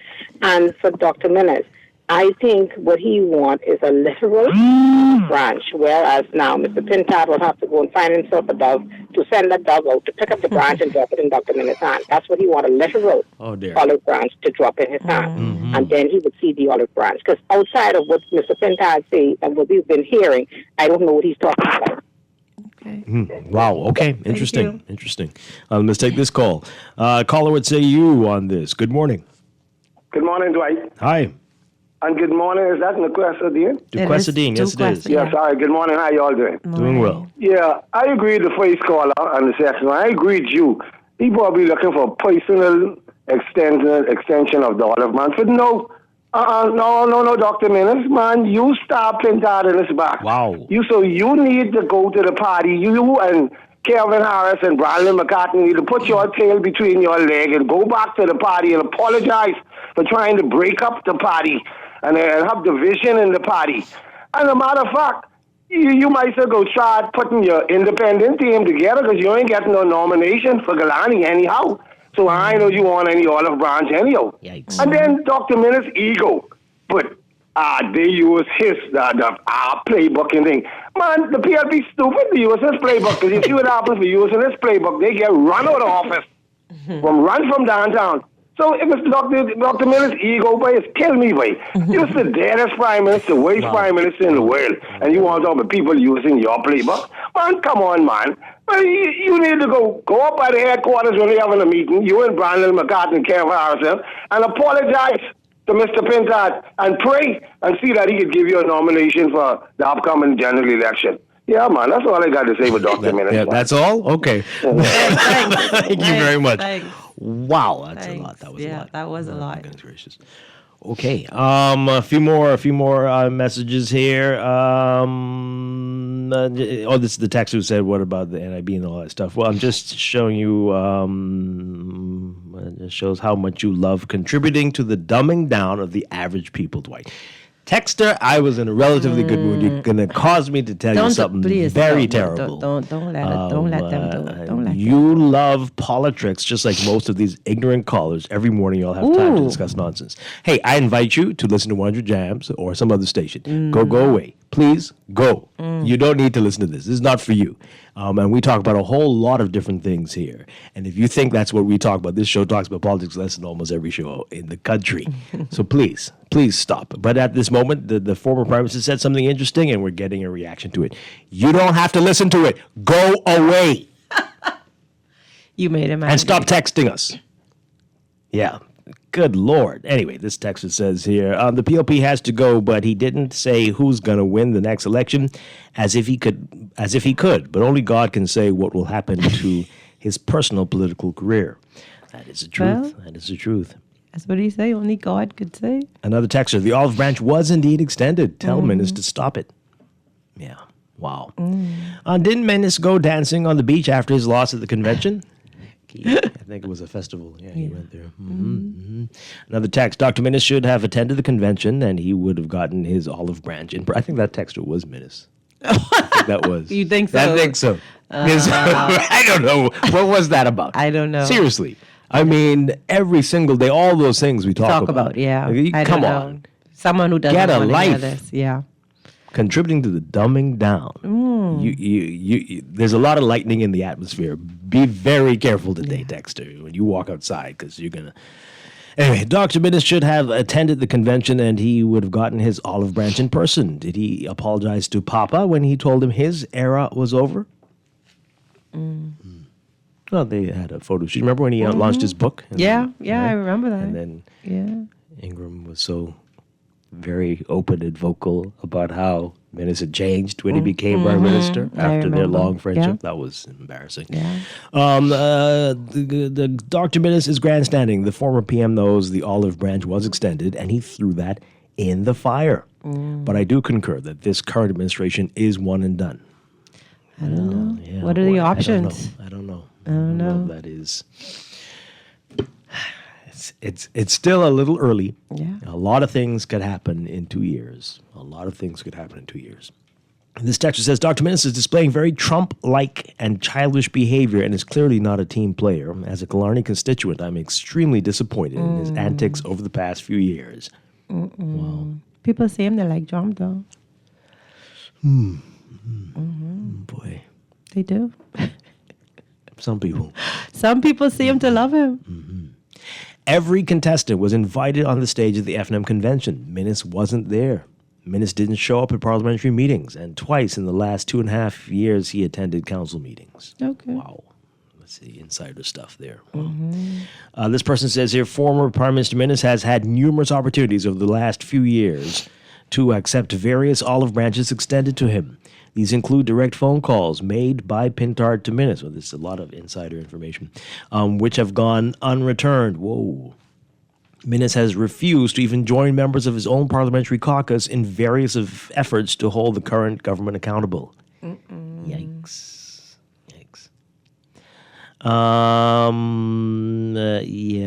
This person continues to text us foolishness. Trump 2024, what is that supposed to mean? What is that supposed to mean? I don't know. This texter says, I object to that texter menace acting like delusional Biden. Oh, no. Oh, no. Wow.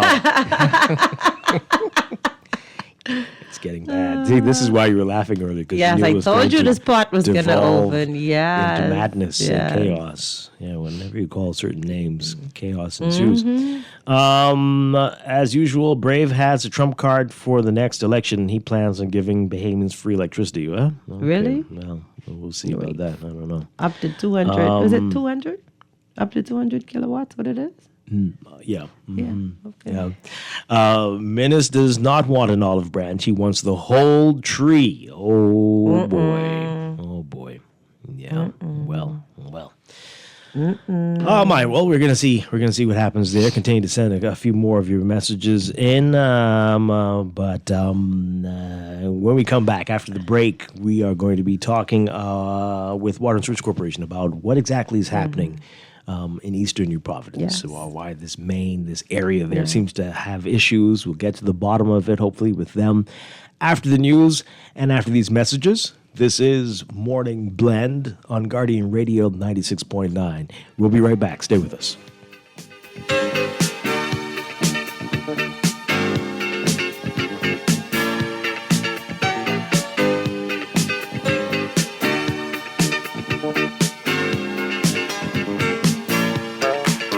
RBC. Life is full of twists, turns, and defining moments that create your own unique story. However your story unfolds, we're here to help guide you through it. From every big decision to every new adventure, RBC. Visit rbc.com/Caribbean/all of you. In the world of business, technology is not a choice, it's a necessity. And for businesses that demand excellence, there's only one choice for unparalleled support and cutting-edge technology. Custom Computers. You have challenges and we have solutions. Computing, networking, storage, and printing for enterprises large and small, aligned with premium brands like HP, Microsoft, Konica Minolta, and more. Get tech done the right way with Custom Computers. Call the know-how team at 396-1101. Happy Independence, Bahamas! Let's celebrate 50+1 together with a unique Janae's Uniform Center Independence print, dry-fit polo or t-shirts, ribbons and pole bows in black, gold, and aquamarine. Janae's special family package includes buy 2 adults and 3 children Independence polos or t-shirts and get 15% off. Outfit your staff for a special Independence dress of week or day with a different design. For more than 30 pieces of Janae's Independence polos or t-shirts, get up to 25% discount. Janae's Uniform Center Chesapeake Road Independence Selections. Choose your favorite and celebrate 50+1. Restrictions apply. We're gonna give you a check every week for a year. Percy's Pension Plan. Island game, keep you winning. Percy's Pension Plan. Dream big, we will help you live it. Percy's Pension Plan. Island game, we got you. Percy's Pension Plan. From the friends you can trust. If winning is a must, go play the game you know, cause your best chance is with us. The most trustworthy name is Percy's Island Game. So put 20 on your account and ride this easy train at Percy's Island Game. This is Guardian Radio 96.9 FM, Nassau, Bahamas. Opinions of the host and guests are their own and do not necessarily reflect the position of the management and staff of Guardian Network. Wake up, it's a new day. Wake up, it's a new day.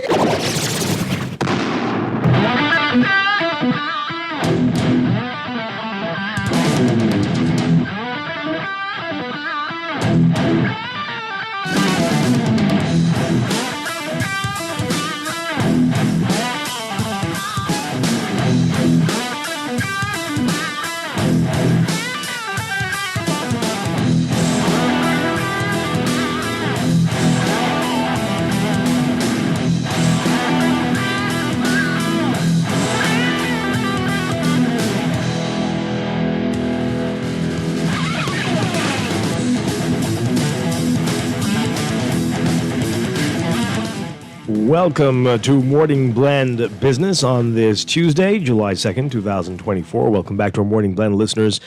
Once again, I'm Dwight Strachan along with Duquesa Dean, and this morning we are talking with the Water and Sewage Corporation. What exactly is causing the issues with the pipeline, the water main in eastern New Providence? We're going to get to the bottom of that hopefully this morning with our guests. Very pleased to have back with us Deputy General Manager Sabrina Gibson and Senior Engineer Preston Ramming. Good morning. Great to have you with us. Thank you. Good morning. Good to be here. We also have Nicolette Eldon with PR here. She says she's not going to talk, but just so in case she does speak, we've introduced her. Good morning, Nicolette. Great to have you with us. All right, so before we get into it, let people know how many customers you have in this part of the island. This is east of Fox, I think it was, and I believe you were saying south of Joe Farrington Road that were affected by this. So what are we looking at here? Approximately 5,000 customers. 5,000. All right, so that's a number that were without water on Sunday. All right, so let's talk about this. This is the second time in just over a month that you've had an issue in this relative area. What do we know is happening here? Is this related to the issue in May? Is something going on? Is this related to the sinkhole back in 2020? Tell us what's happening. They're all separate incidents. Separate? Yes. And as with any infrastructure, the infrastructure was installed back in 2012, and there are various reasons for failures on a main. And there are various reasons for failure on water main. And it could be based on construction, it could be the materials, it could be changing in the conditions of the subsurface. And so what we are doing with the matter is investigating it to see the final determination on the matter. Mm-hmm. Okay, so what do we know about the one this time versus the one in May? How are they different? Again, it's about maybe 100 meters, 150 meters separating where these two occurrences took place. But how are those two different? They're not related in that the repairs were done on the first one, and this was the second incident. So they are on the same water main, of course, which is a major 24-inch transmission main. And so that's basically how they're related. They're constructed around the same time and the same pipeline, but separate incidences. So the things you mentioned that could be causing these breaks, they are different? Do we know that for sure? Well, that's why we're going to commission a detailed investigation. Okay. But separate, so possibly caused by the same thing. It's possible, but we want to make sure that we do a full-scale investigation of the matter. Senior Engineer Preston Ramming, do we have what's your theory? What do you think it is that could be? Because we saw with the pipe from Sunday, this very large crack in it. What could cause that? And get real close to the mic for us, please. Just to follow up what DGM Gibson was saying, because there could be various conditions, but it appears that in this particular area that the pipe was installed maybe a little shallower than further on, because this main runs from Roberta Drive, 2nd Street to Fox Hill. So it appears that most of the failures have been from Soldier Road heading east. So the pipe is installed a little bit deeper from 2nd Street to that junction at Soldier Road. So it could be maybe traffic loading, because it's been in more than 10 years. So maybe traffic loading may have impact, coupled with improper installation, not proper bedding on the pipe. So it may be a combination. Right, so let me get this straight. So you're saying where it was installed deeper, you're not having as many issues as where it's shallower, where it's closer to the road? So far. So far, that's what you're thinking. Right. Okay. All right, so I know people have all manner of theories. The road, it's a very, very busy thoroughfare, Prince Charles Drive. People have been talking about all manner of things, seismic activity. What's ridiculous and what is very likely possible? Road conditions probably be more likely, just because of the shallowness and heavy traffic. Always that road is busy. No matter what time of the morning, it appears that That's a very busy road. So it's been, like I say, more than 10 years. So over time, settling could cause it. And if you don't have proper bedding on the pipe, that could impact it as well, too. So can you just for understanding, when you say shallow and deep, do you know what measurement difference there is in that part that's not impacted versus where it's actually being impacted? Well, I could tell you this particular section, the pipe average is probably about 5 feet deep. Okay. And it should be what? Well, in the section from 2nd Street to Soldier Road, you're probably averaging about 9 feet. So Okay.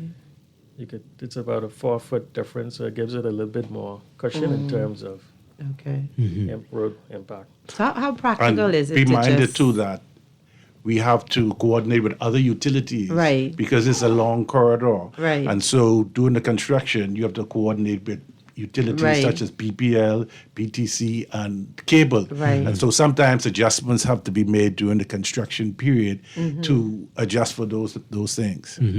The other thing is the distance is quite a distance, and so typical pipe length is 12 feet, right?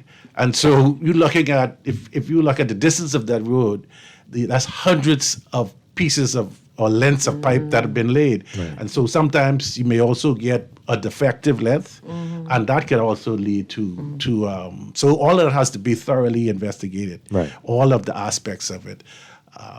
So how practical is it to just open the whole road up and change all the pipes one time, And get go it deeper. to go deeper, do whatever needs to be done, and close it up again, versus waiting for a crack?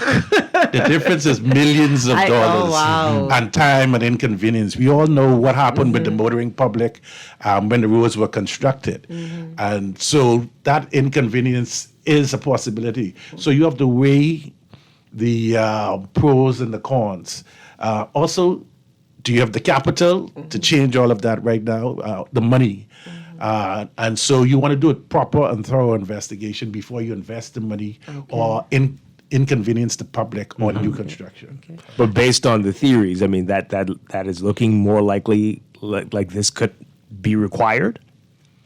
Because if it is again the third time, can we say the sinkhole was related to the same depth issue, and this whole stretch might need to go deeper? Is that a possibility? It wouldn't be the entire length. It may be portions of it, and that will be subject to the investigation. But very unlikely the entire length. Okay. Very But unlikely. what does the investigation look like?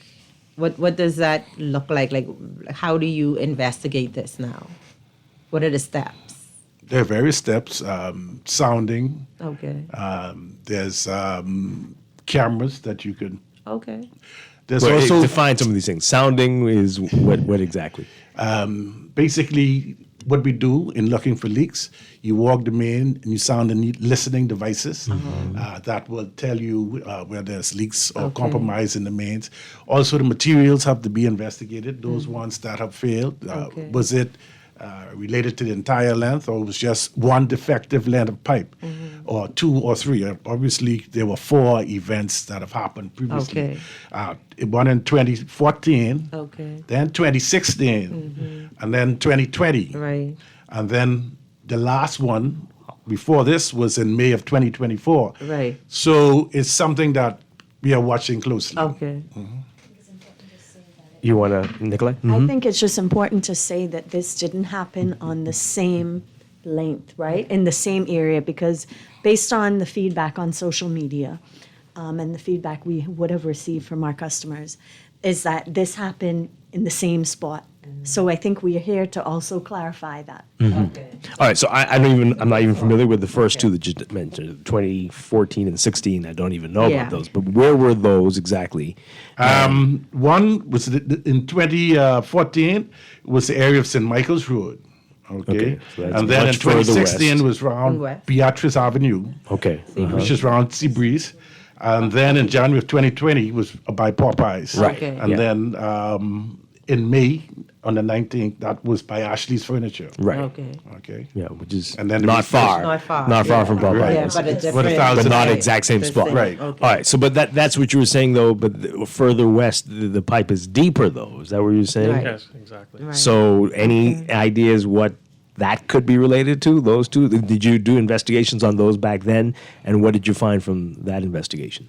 Well, only now in that the events are becoming more, appear to become more frequent, then it calls for greater investigation. So there wasn't an investigation before. I mean, pipelines, they have bursts. These are infrastructure, and we repair them. And we have quite a number of pipelines, depending on the age and the type of material. We repair them on a constant basis. So it doesn't necessarily send out a red flag. However, as it becomes more frequent, especially with the age of the main, then you want to do some additional So calls for these additional two, investigation. now the red flags are out. Yes, now the red flag. Yeah. So earlier, senior engineer, right, spoke about the fact that the pipes were 10 years old, right? It was more than 10. More A than little 10 more now. than 10. Yeah. What's the average lifespan expectancy of, the piping when you do that initial put down? When do you go back? After how many years to, replace them? I don't know. Is it 50 years? I mean, is there expectancy? Because this is PVC pipe. Once you install properly, correctly, the expected lifespan, I don't know if it's quite been determined yet. Okay. But one would say probably close in area 30, between 30 to 40 years. Okay. Yeah. Once installed properly. Okay. So this is premature, Yeah. essentially. Oh, Yeah. cool. So it's great that they're going to do a deeper investigation. How long will that take? Well, it's going to be a series of investigations, but it's going to take weeks. Okay. Because you have to do it thoroughly. Okay. And we may have to bring in specialized equipment in that regard. Okay. Yeah. So what advice or tips do you have for those 5,000 customers? Because you've had these 4 incidences, there may be a probability that something could happen again, right? What advice would you have for them to be proactive and don't be caught, with their pants down should something, what can they do? Well, in the first instance, we typically have a very rigorous monitoring program and we will pick up our monitoring of this segment of the main such that we'll get earlier flags. Okay. And that's the first step that we would make in this regard. As with all utilities, they are man-made, right? And they do fail from time to time. Now, we have a good record. In fact, we did recent surveys, and we have a 97% feedback on customer satisfaction and our record. And so sometimes, because of our own record of reliance and reliability, persons take it for granted. And so with all type utilities, especially water, which is critical for life, we give that advice that you store water, and you have that in the back of your mind, especially now that we're going into hurricane season, that these systems are man-made and they can't fail. Okay. And so you kind of have some type of a certain amount of water stored in your home at all times, especially now during hurricane season. Right. And not take it for granted that these things. Yeah. I do want to shout out Warren Surge Corporation. we talked You about definitely that. did very well. I'm one of the customers, and you kept us updated. Yes. And when you said you were going to give us an update within You do. minutes, you did do it, unlike some of the Very responsive. fellow utility companies who will literally leave you in the dark for a very long time without knowing what's going on. We try to be proactive. Yeah. And also, I heard it reported that it was 24 hours. It was about less than 12 hours Okay. that customers were out of water. Okay. And mostly, it started at 3 a.m. Okay. But the water was shut down a little later, Okay. probably around 5. So if you say from 5 to 3:30, when they might have been out of water, but definitely not 24 hours. I think It was for me, under it's 12 hours. Yeah. Let's get that mic, Nicolette. If it happened to be 24 hours, it would have been an isolated Right, situation. okay. So it's not the entire system that would have been shut off. And I think it's important for our customers to note too, sometimes they would say, oh, well, I'm having this issue, I'm having that issue. Sometimes we have a hotline, we have a contact center for you to report these things. We have an app where you can report a leak so that if our alarms fail on our end, we have a backup, you, our customer, to help notify us so that we can jump on that and rectify that issue immediately. So I think it was about 12 from my area, but in the summer, it feels like 24 hours. But okay, but we said this the first time. This is back in May. Is there a way that perhaps at that stretch of Prince Charles, if there is an issue there, that there can be a median constructed so that if you need to go in, you don't have to disrupt the roadway?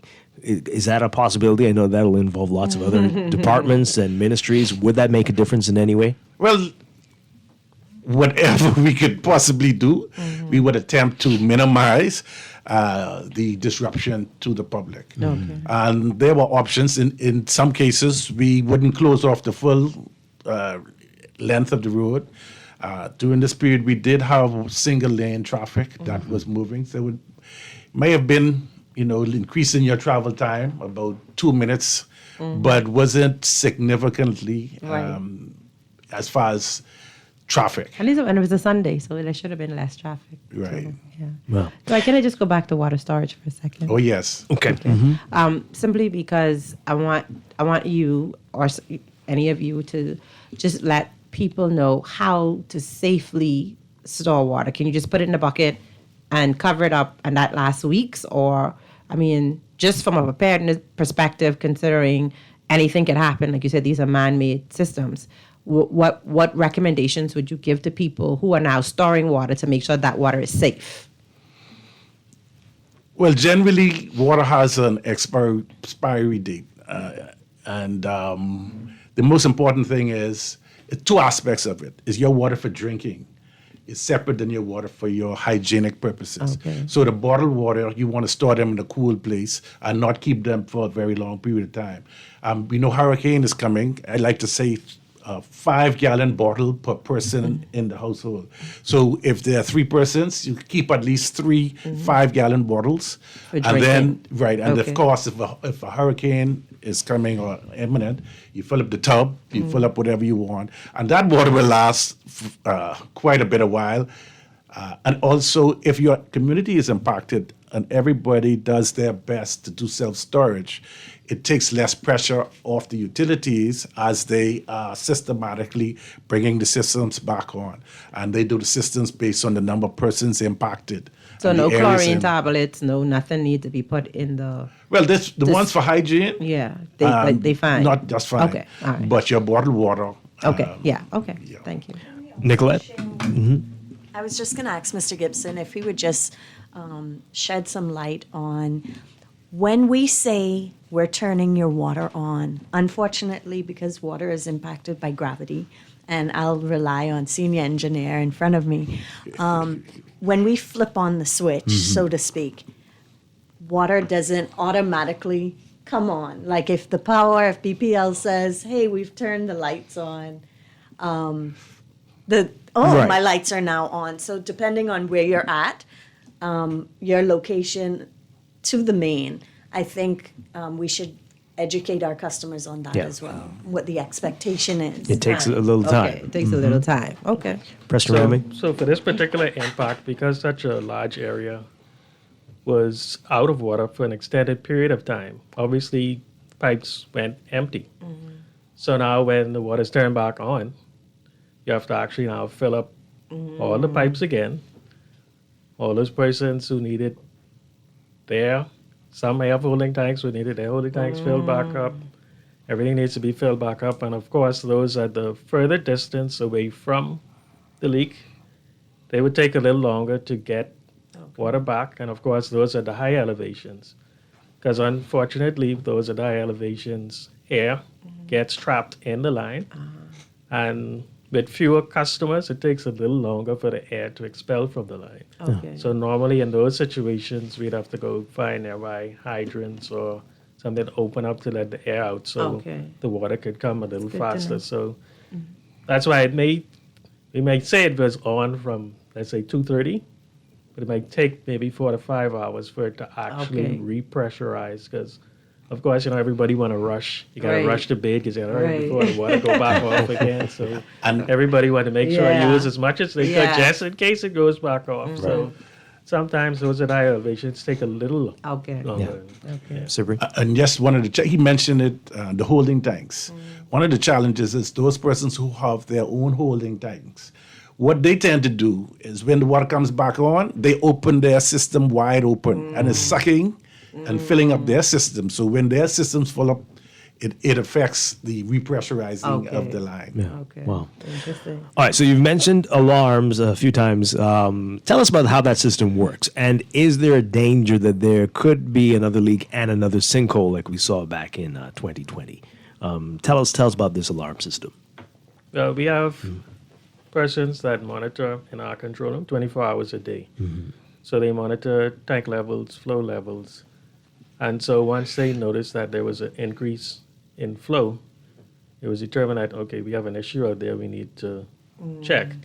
And we also get alarms to our phones, like if the pressure gets low, flow increases.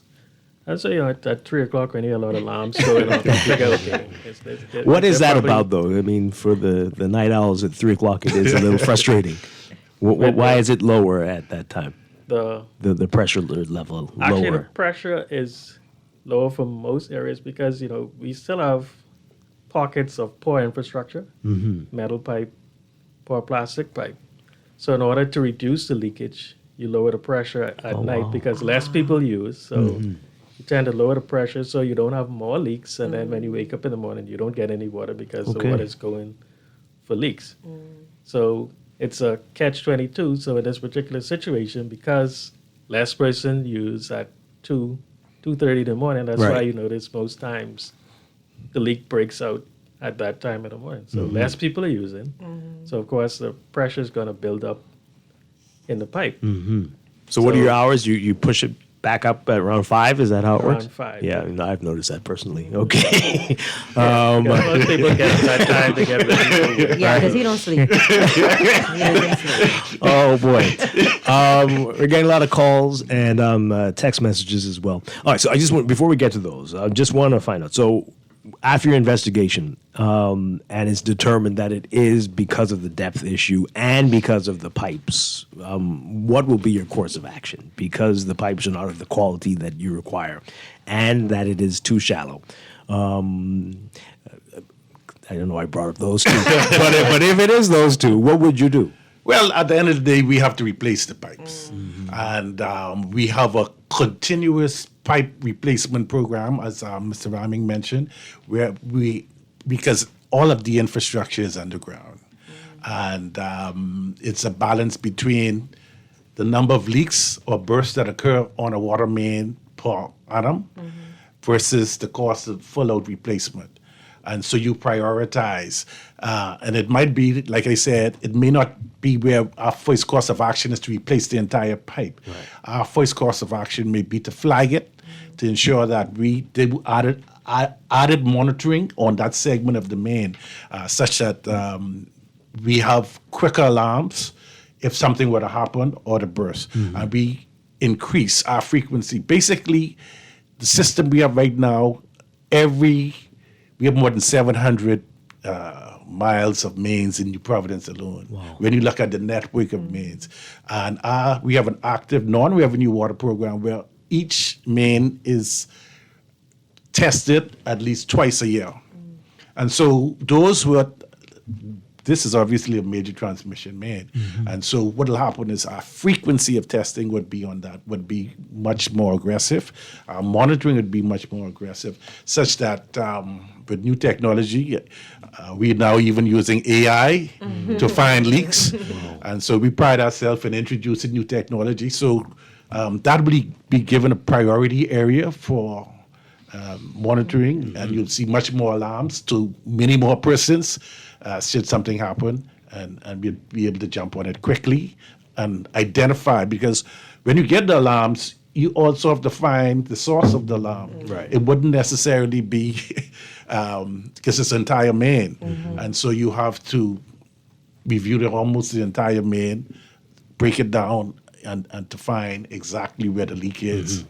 So I get back to the question. Many times it's visible, right? But sometimes it's not. So back to the question I was asking earlier. So I guess because of the alarm system, that would reduce the likelihood that there could be a leak so bad that it would cause a sinkhole, right? That's what the benefit is to this. You'll be able to detect it faster, but also isolating the leak quickly will determine whether it is a sinkhole. Because even though we got to it relatively quickly, there still was a hole that developed because it's a high pressure main. So obviously, when it fails, it's going to fail. So, how concerned should folks in the area, especially motorists, be about sinkholes in that area, especially with leaks happening? Well, with a leak, particularly like that, because of the high pressure, you would notice that there is a leak. So the sinkhole wouldn't form until the leak comes. So obviously you'll see the leak because the water will be coming up out of the road. So normally you wouldn't have any concern about that. Yeah. But when it fails, it'll be a catastrophic failure. So you'll be able to see it. Oh boy. Yeah. Wow. All right, we've got some calls. Let's take some of these, and we've got a lot of your text messages. We're talking with Cyprian Gibson, Preston Ramming, and Nicolette Eldon with Water and Sewage Corporation, explaining what's happening with the water mains in eastern New Providence. Call in 323-6232, 325-4316, 325-4259, toll free 242-300-5720. Tweet us, Facebook us, text us 422-4796. Caller, good morning. You're on the air. Hello, morning. Hi, good morning. I have a comment, or probably more of a question. I remember during the Ingram, what I call the Road Them Dig Up campaign, there were a lot of traffic jams and whatnot. And I recall making the comment at the time, why don't they put these pipes under the sidewalks that pedestrians walk? It would, there's a lot more traffic, obviously, on the streets than the pedestrians on the sidewalk. Now, today, the comment has been made that probably the weight of the vehicles could have had an impact on this recent incident, which therefore tells me again that it makes sense to put the pipes under the sidewalk, because obviously you have less weight and it would impact less. So I'd like the persons there probably to comment on why they choose to put the pipes in the street as opposed to under the sidewalks. The sidewalks would allow them their workmen to work safer, longer hours if needed, and impact the traffic and the public, in my view, less. Thank you very much. It's a very good question. I'll just touch on a portion of it. The coordination of all utilities. When you have a major corridor like that, and you have all of the utilities having major transmission and distribution lines, so you will have a BPL with their major cables. You will have BTC, you have Alive. Of course, you have Water and Sewage Corporation. And it also depends where the existing mains may have been. Our preference is to have the water main off to the side.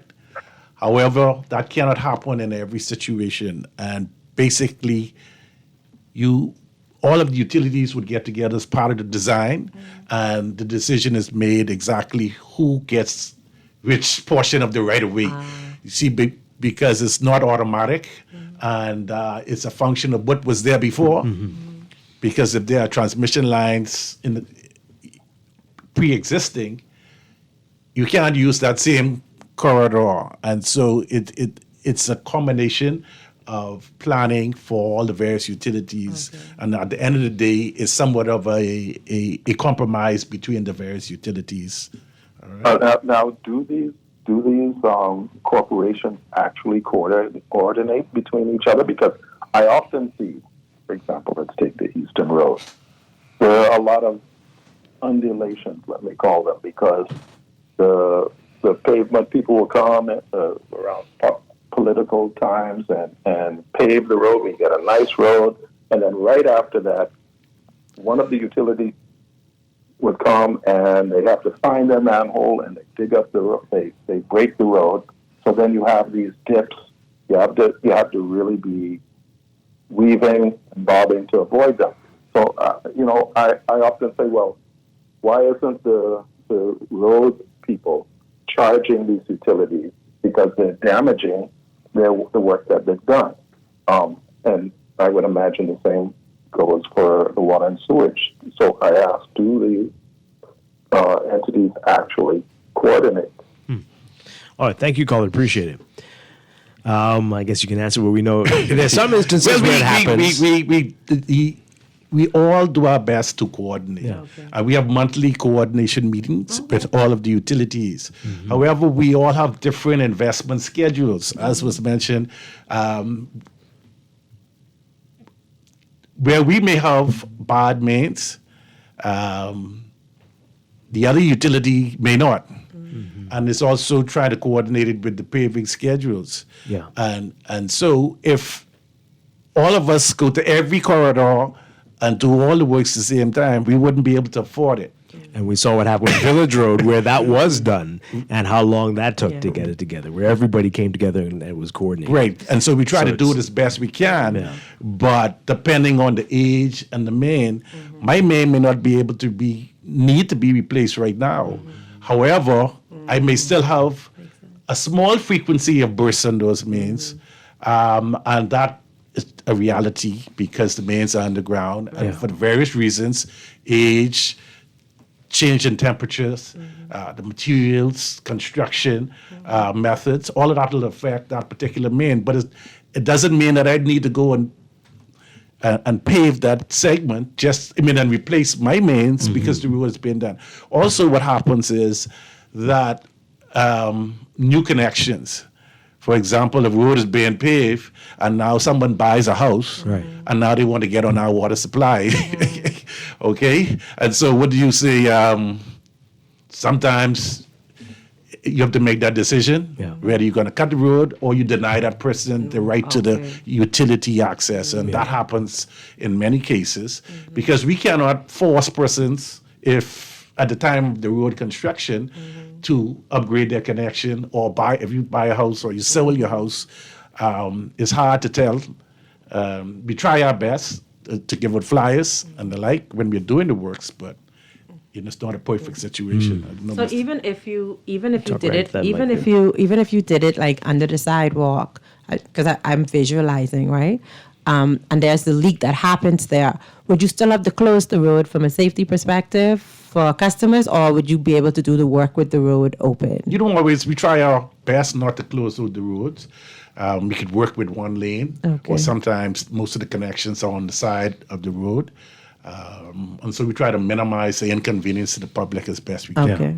Before we get to these calls, just want to ask you, going back to the scenario after the investigation is done, if it is determined that there is an issue between the Ashley Furniture and Popeyes, and that the pipes need to change and go deeper into the ground, how much would something like that cost? Do you have any estimates?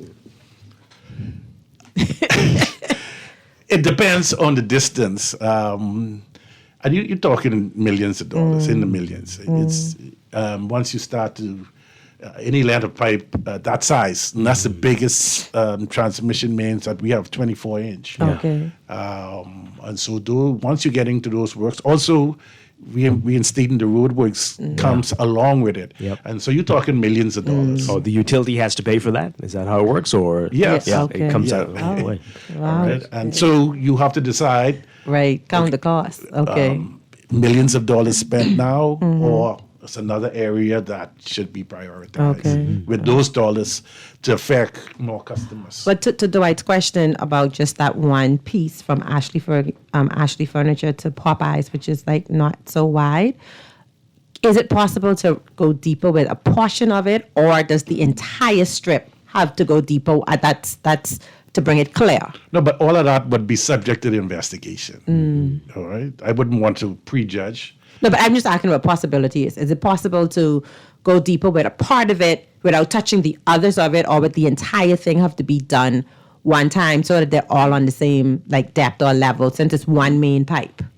No, there's options. You okay. You could do a bypass and the like, but it has to be fully studied. Right. You have to see the configuration, Right. how close it is to the other utilities, because that gives you the leeway as far as diversion of the main in that portion of the area. All right, let's take these calls. Good morning, caller. You're on the air. Hi, good morning. Are you there? No, let's take the other call. Good morning, caller. You're on Morning Blend Business. Hi, good morning. Hello. Yes, good morning. Yeah, good morning, Mr. Strong. Good morning, DeCressa, and good morning to the gentleman from the Water and Sewage. Yeah, I just have a few questions because I noticed he's mentioning bypass and you and DeCressa putting them to the task. So, I worked in a plant room for years from the 80s on reverse osmosis systems.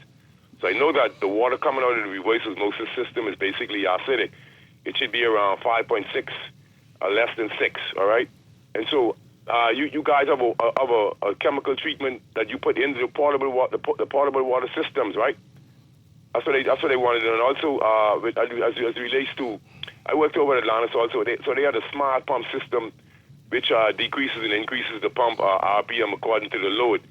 So I noticed you were saying that in the nighttime you decrease the pressure in order to avoid busting the antiquated pipes, right? I can understand that, but by you mentioning bypass, is there a mechanism in place, like a relief valve system that would divert water that's needed elsewhere, according to the load? Is there any mechanism in place for that?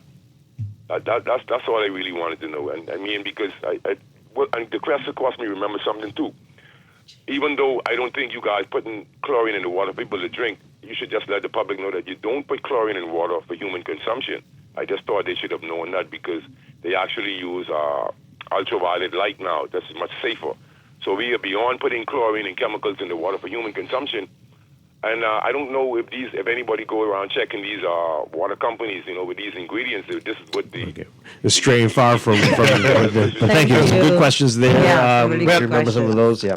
I'll speak to the quality of the water. We do like 4,000 different tests on our water and samples in different locations per month. We have to comply with WHO, World Health Organization standards. And so, yes, at the point of the plant,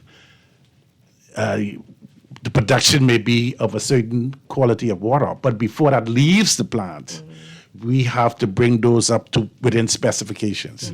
And so the public doesn't have to worry about that. And we could challenge, of course, in the distribution system, you may have some compromised pipes, some compromised area, but when it comes to the production of the water, our water is world class. And we even encourage people to drink it because it is potable, which means you could use.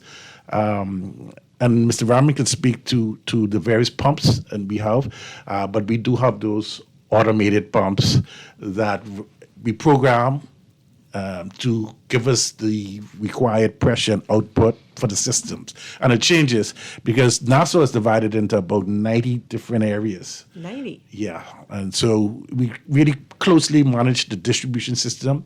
We optimize depending on the area and the need for water. So, Mr. Rahman? Just to add with what DGM Gibson was saying, that we have 90 different, what we call district metered areas, and all of those are individually controlled. So your pressure in this area might not be the same pressure that someone else experiences based on the infrastructure in the area.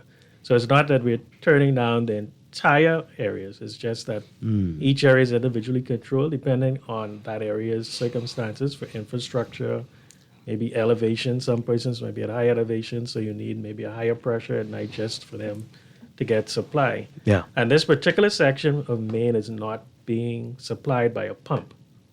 If you can see that big blue tank on the top of Blue Hills, water is actually pumped up to that, and then by gravity it goes from there. It's done so that the height of the tank is the highest pressure that can be achieved in the system. Wow. So even at night, if everybody stops using, the system would not overpressurize to a point that you experience bursts every day. Yeah. Okay. This is an interesting text here. This person says here, I live Cowpen Road, and if you don't have a bath by 11 p.m., forget it. When can this change? Well, they could call in to us. Once again, we troubleshoot all of these different areas. And so if there's an individual complaint, please call in to our control room and we would seek to address it, because even his might be a personal matter. Sometimes your connection becomes clogged. And so what happens when the system pressures are reduced, your flow becomes even more restricted because of that connection. Yeah. Also, could be internal pipe work in your house that we also would check and see exactly what's going on. But one thing I could brag about the Water and Sewage Corporation, when you call into our control room, you get a voice. Okay. What number? You get a person. What's the number? 302-5599. 5599. You don't get any automated, whether it's at night or in the day. All right. We're proud of our performance. Just to add what DGM Gibson was saying in terms of the connection may be blocked. Because, uniquely we have situations where persons may be on a private supply. They have their own well. And plus they may have water and sewage. But because they don't utilize our system often, the service line tends to get blocked going into their home.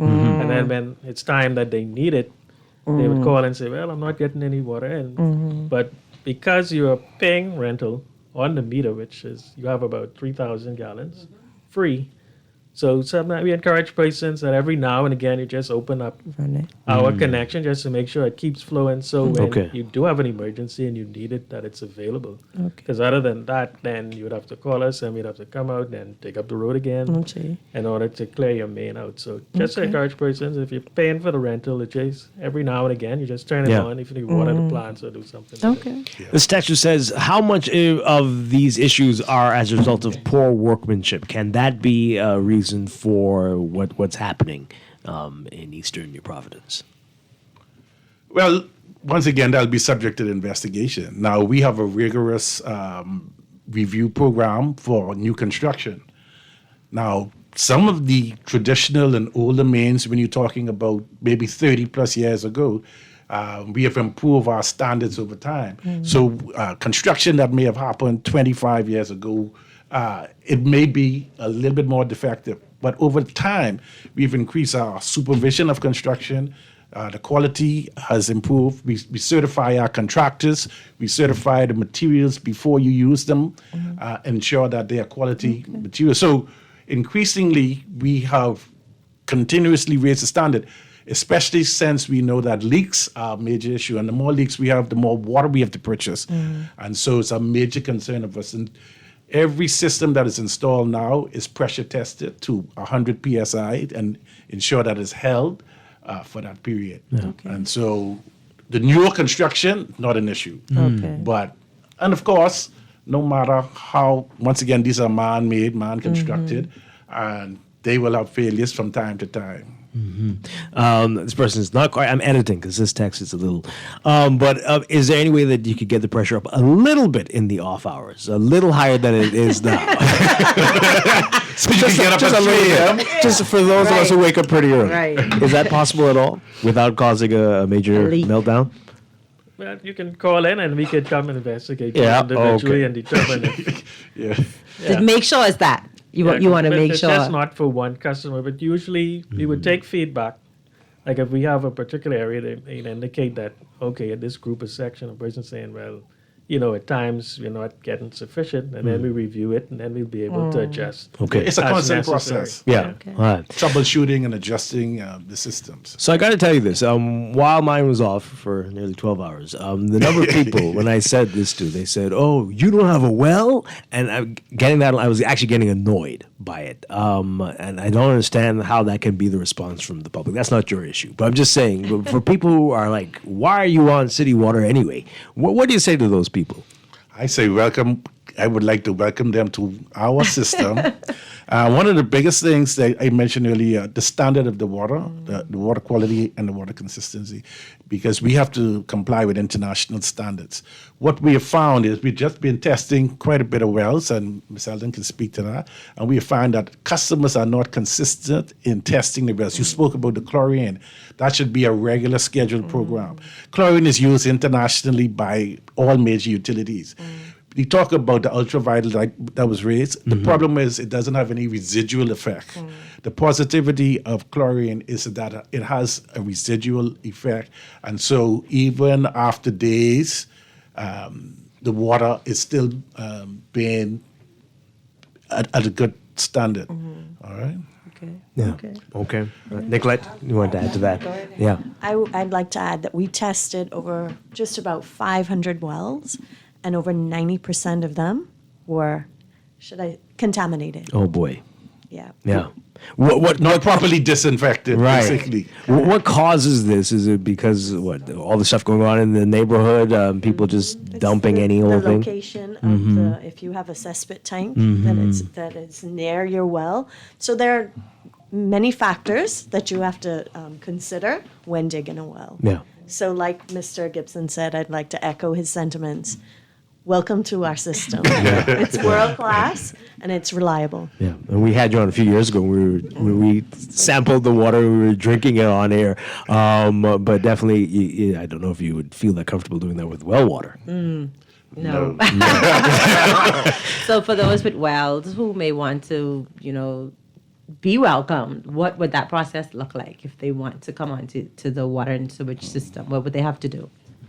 I'd say just come to any one of our offices, sit down, talk with our customer service representatives, and we'll get you on as soon as possible. You can also go to our website and apply online. Okay.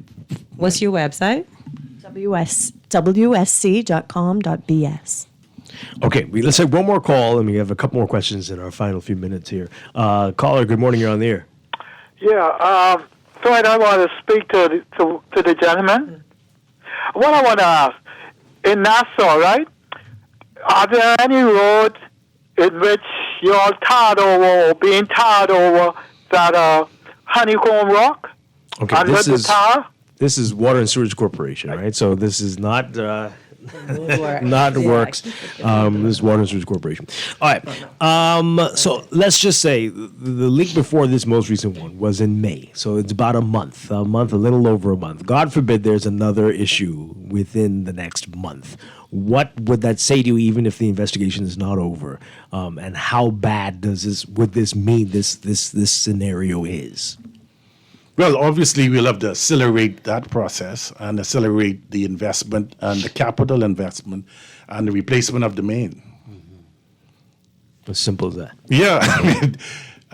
I don't know if Mr. Rahman want to add to that, but basically, we'll have to accelerate the change out of the associated portion of the main. But no reason to panic for No, I mean, that's just not a crisis, not the end of the world situation. This is just not at all. We're just going to increase our monitoring of that segment. Yeah. Okay, I guess that's that. That's that. Yep, Supreme. Just wanted to once again remind persons that this is hurricane season and storage of water. Like to, I give a guideline of 1.5 gallon of water per person in the household at minimum, and of course, in the event of a hurricane, store water because we never miss the water until the well run dry. And we sometimes the victim of our own success because of the consistency of the water. You get up every day, you turn it on, and it comes through for 97% of the time or more. And so when you know a hurricane is coming, program your mind because in the event of a hurricane or any disasters, the most important, earliest things needed is water. In the first 3 days, you have to have water. And it also is that time period that for the utilities to come back online. So storage of water, very critical. Make sure that's a key part of your hurricane preparation kits.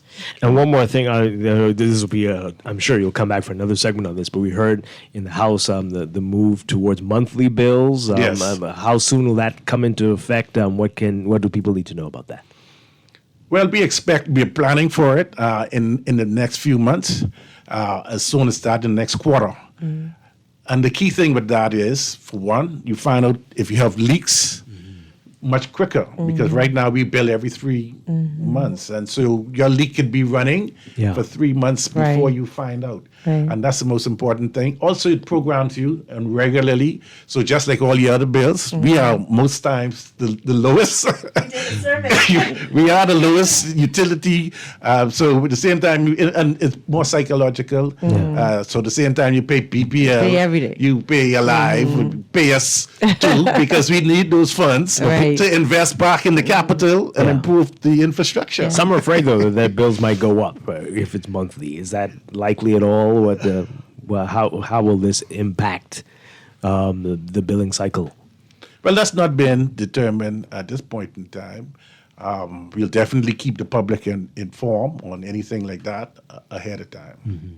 And you said that may start in the final quarter of the year, this year? Within the next quarter, we're looking at it, depending on how things happen with that. Okay. All right. Very informative.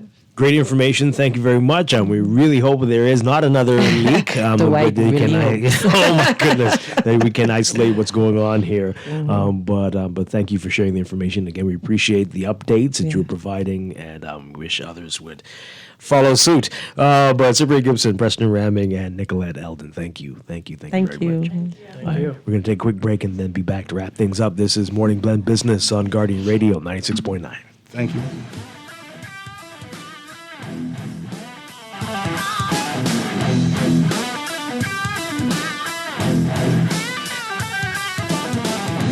Ready to save? You can put $100 into the CFAL Savings Express Plan and make sure your money keeps growing. Earn interest on your savings while you're sleeping, eating, or standing in line at the bank. Ready to invest? Start by putting $1,000 into our mutual funds and earn interest there too. Because at CFAL, your interest is our interest. Visit CFAL.com to start now. CFAL, growing wealth for future generations of Bahamians. You try to rest, but roll with the best. For all your printing needs, there ain't no one better, no. For posters and banners, magazines and flyers, for window decals, greeting cards and newsletters. No job too big and there's no job too small. You name it, we can print it, just give us a call. Let Print Masters bring your masterpiece to life. Located in the Nassau Guardian Building, telephone 302-2361. All those loans I had were so overwhelming. Fidelity's debt consolidation loan combined all my loan payments into one easy payment with a built-in savings plan that pays me unbeatable interest. It's time to make that move to Fidelity. Call 356-7764. Fidelity, we're good for you.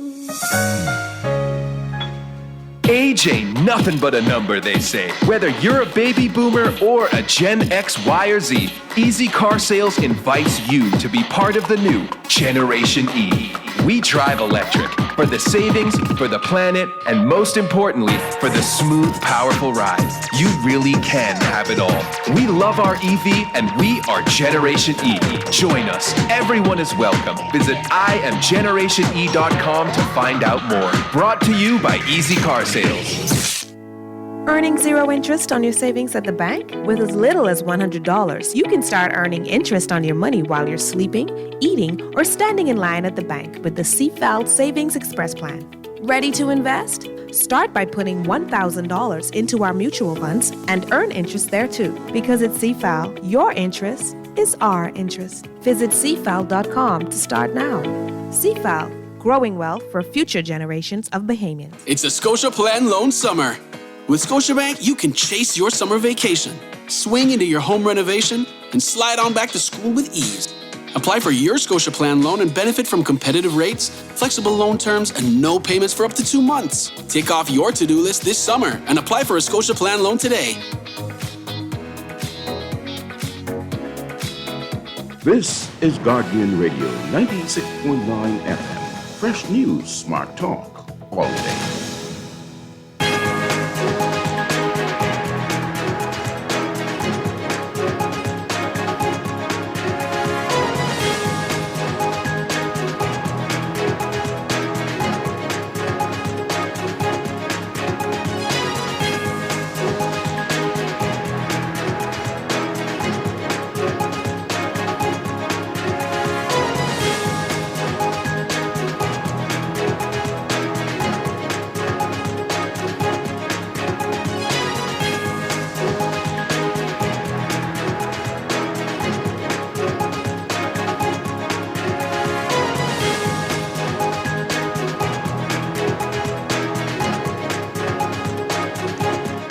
It is time for your morning business report brought to you by CFAL. The net asset value of the Bahamas Investment Fund has increased by 7.14%. Investment management and advisory firm CFAL revealing this last week. CFAL BIF report said the fund still does not anticipate paying dividends until next year. Investors in the Nassau Cruise Port will note now that their investment outlook improved from $5 at the end of their initial investment to $6.946. The net asset value of the BIF is distributed to the shareholders annually. The BIF holds a 49% stake in Nassau Cruise Port, which celebrated its one-year anniversary of opening after redevelopment this past May. Prime Minister Philip Davis says that the liquidator of insolvent insurance company Clico is proposing to declare payments shortly. Davis responding to a member of Parliament for St. Barnabas, Shannon Cartwright, who asked when Clico policyholders should expect to be paid. He said Davis said the liquidator is proposing to declare payments shortly. And the government, when the government's paid out, the government should be entitled to receive their share of what's been paid back to the liquidator. And more. You can read more about that in today's Guardian Business section. Super Value's president says the grocery store's security strategy will change after that brazen ATM theft or attempted ATM theft in the early morning hours Monday at the Golden Gates location. Deborah Simmons telling Guardian Business that while the attempted theft did leave a gaping hole in the store's entrance, that will take at least $5,000 to fix, and that the thieves didn't get away with the ATM or anything else of value. And Cat Island resorts are losing bookings due to Western Air halting flights to the island over the runway at New Bight Airport being in disrepair. Owners complaining in today's Guardian Business. Pick up a copy to read what they are saying, business owners. There. In your Market Watch, recapping trading on the BISX from Monday. Your market movers, Commonwealth Bank moving 3,950 shares, closing up 2 cents to $5.23. Famguard moving 10,000, unchanged at $4.96. Consolidated Water down 7 cents to $5.15. Emira Incorporated down 2 cents to $8.13. The BISX All Share Index closing at 2,943.47, down 0.07. That's your Market Watch, and that is your Morning Business Report brought to you by CFAL, growing wealth for future generations.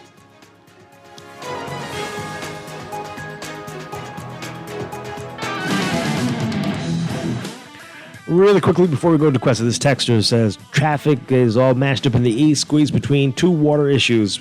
One on Eastern Road and one on Prince Charles Drive. Okay, so, and they're saying it's a mess, but the one on Eastern Road is not water, that is BPL. That's so BPL. I saw BPL cars there over the weekend. In any event, it is a challenge. It is a crisis, so keep that in mind. You do need to leave earlier. There are issues indeed. Plus, it's raining and it's flooded in some areas, so that is causing lots of traffic woes this week. Be safe out there. Yeah. Duquesne, thank you so much. Had a great day. Thank you. I'll see you next week. Yeah, see you and I'll be back tomorrow morning with more Morning Blend here on Guardian Radio 96.9. Dwight Strachan, have a great day. Stay tuned for On the Clock with Aaron Green next. I've looked everywhere I can just to find a clue how to get to you and make you want me. And I've run circles round the sun chasing after you. Oh, but it's no use.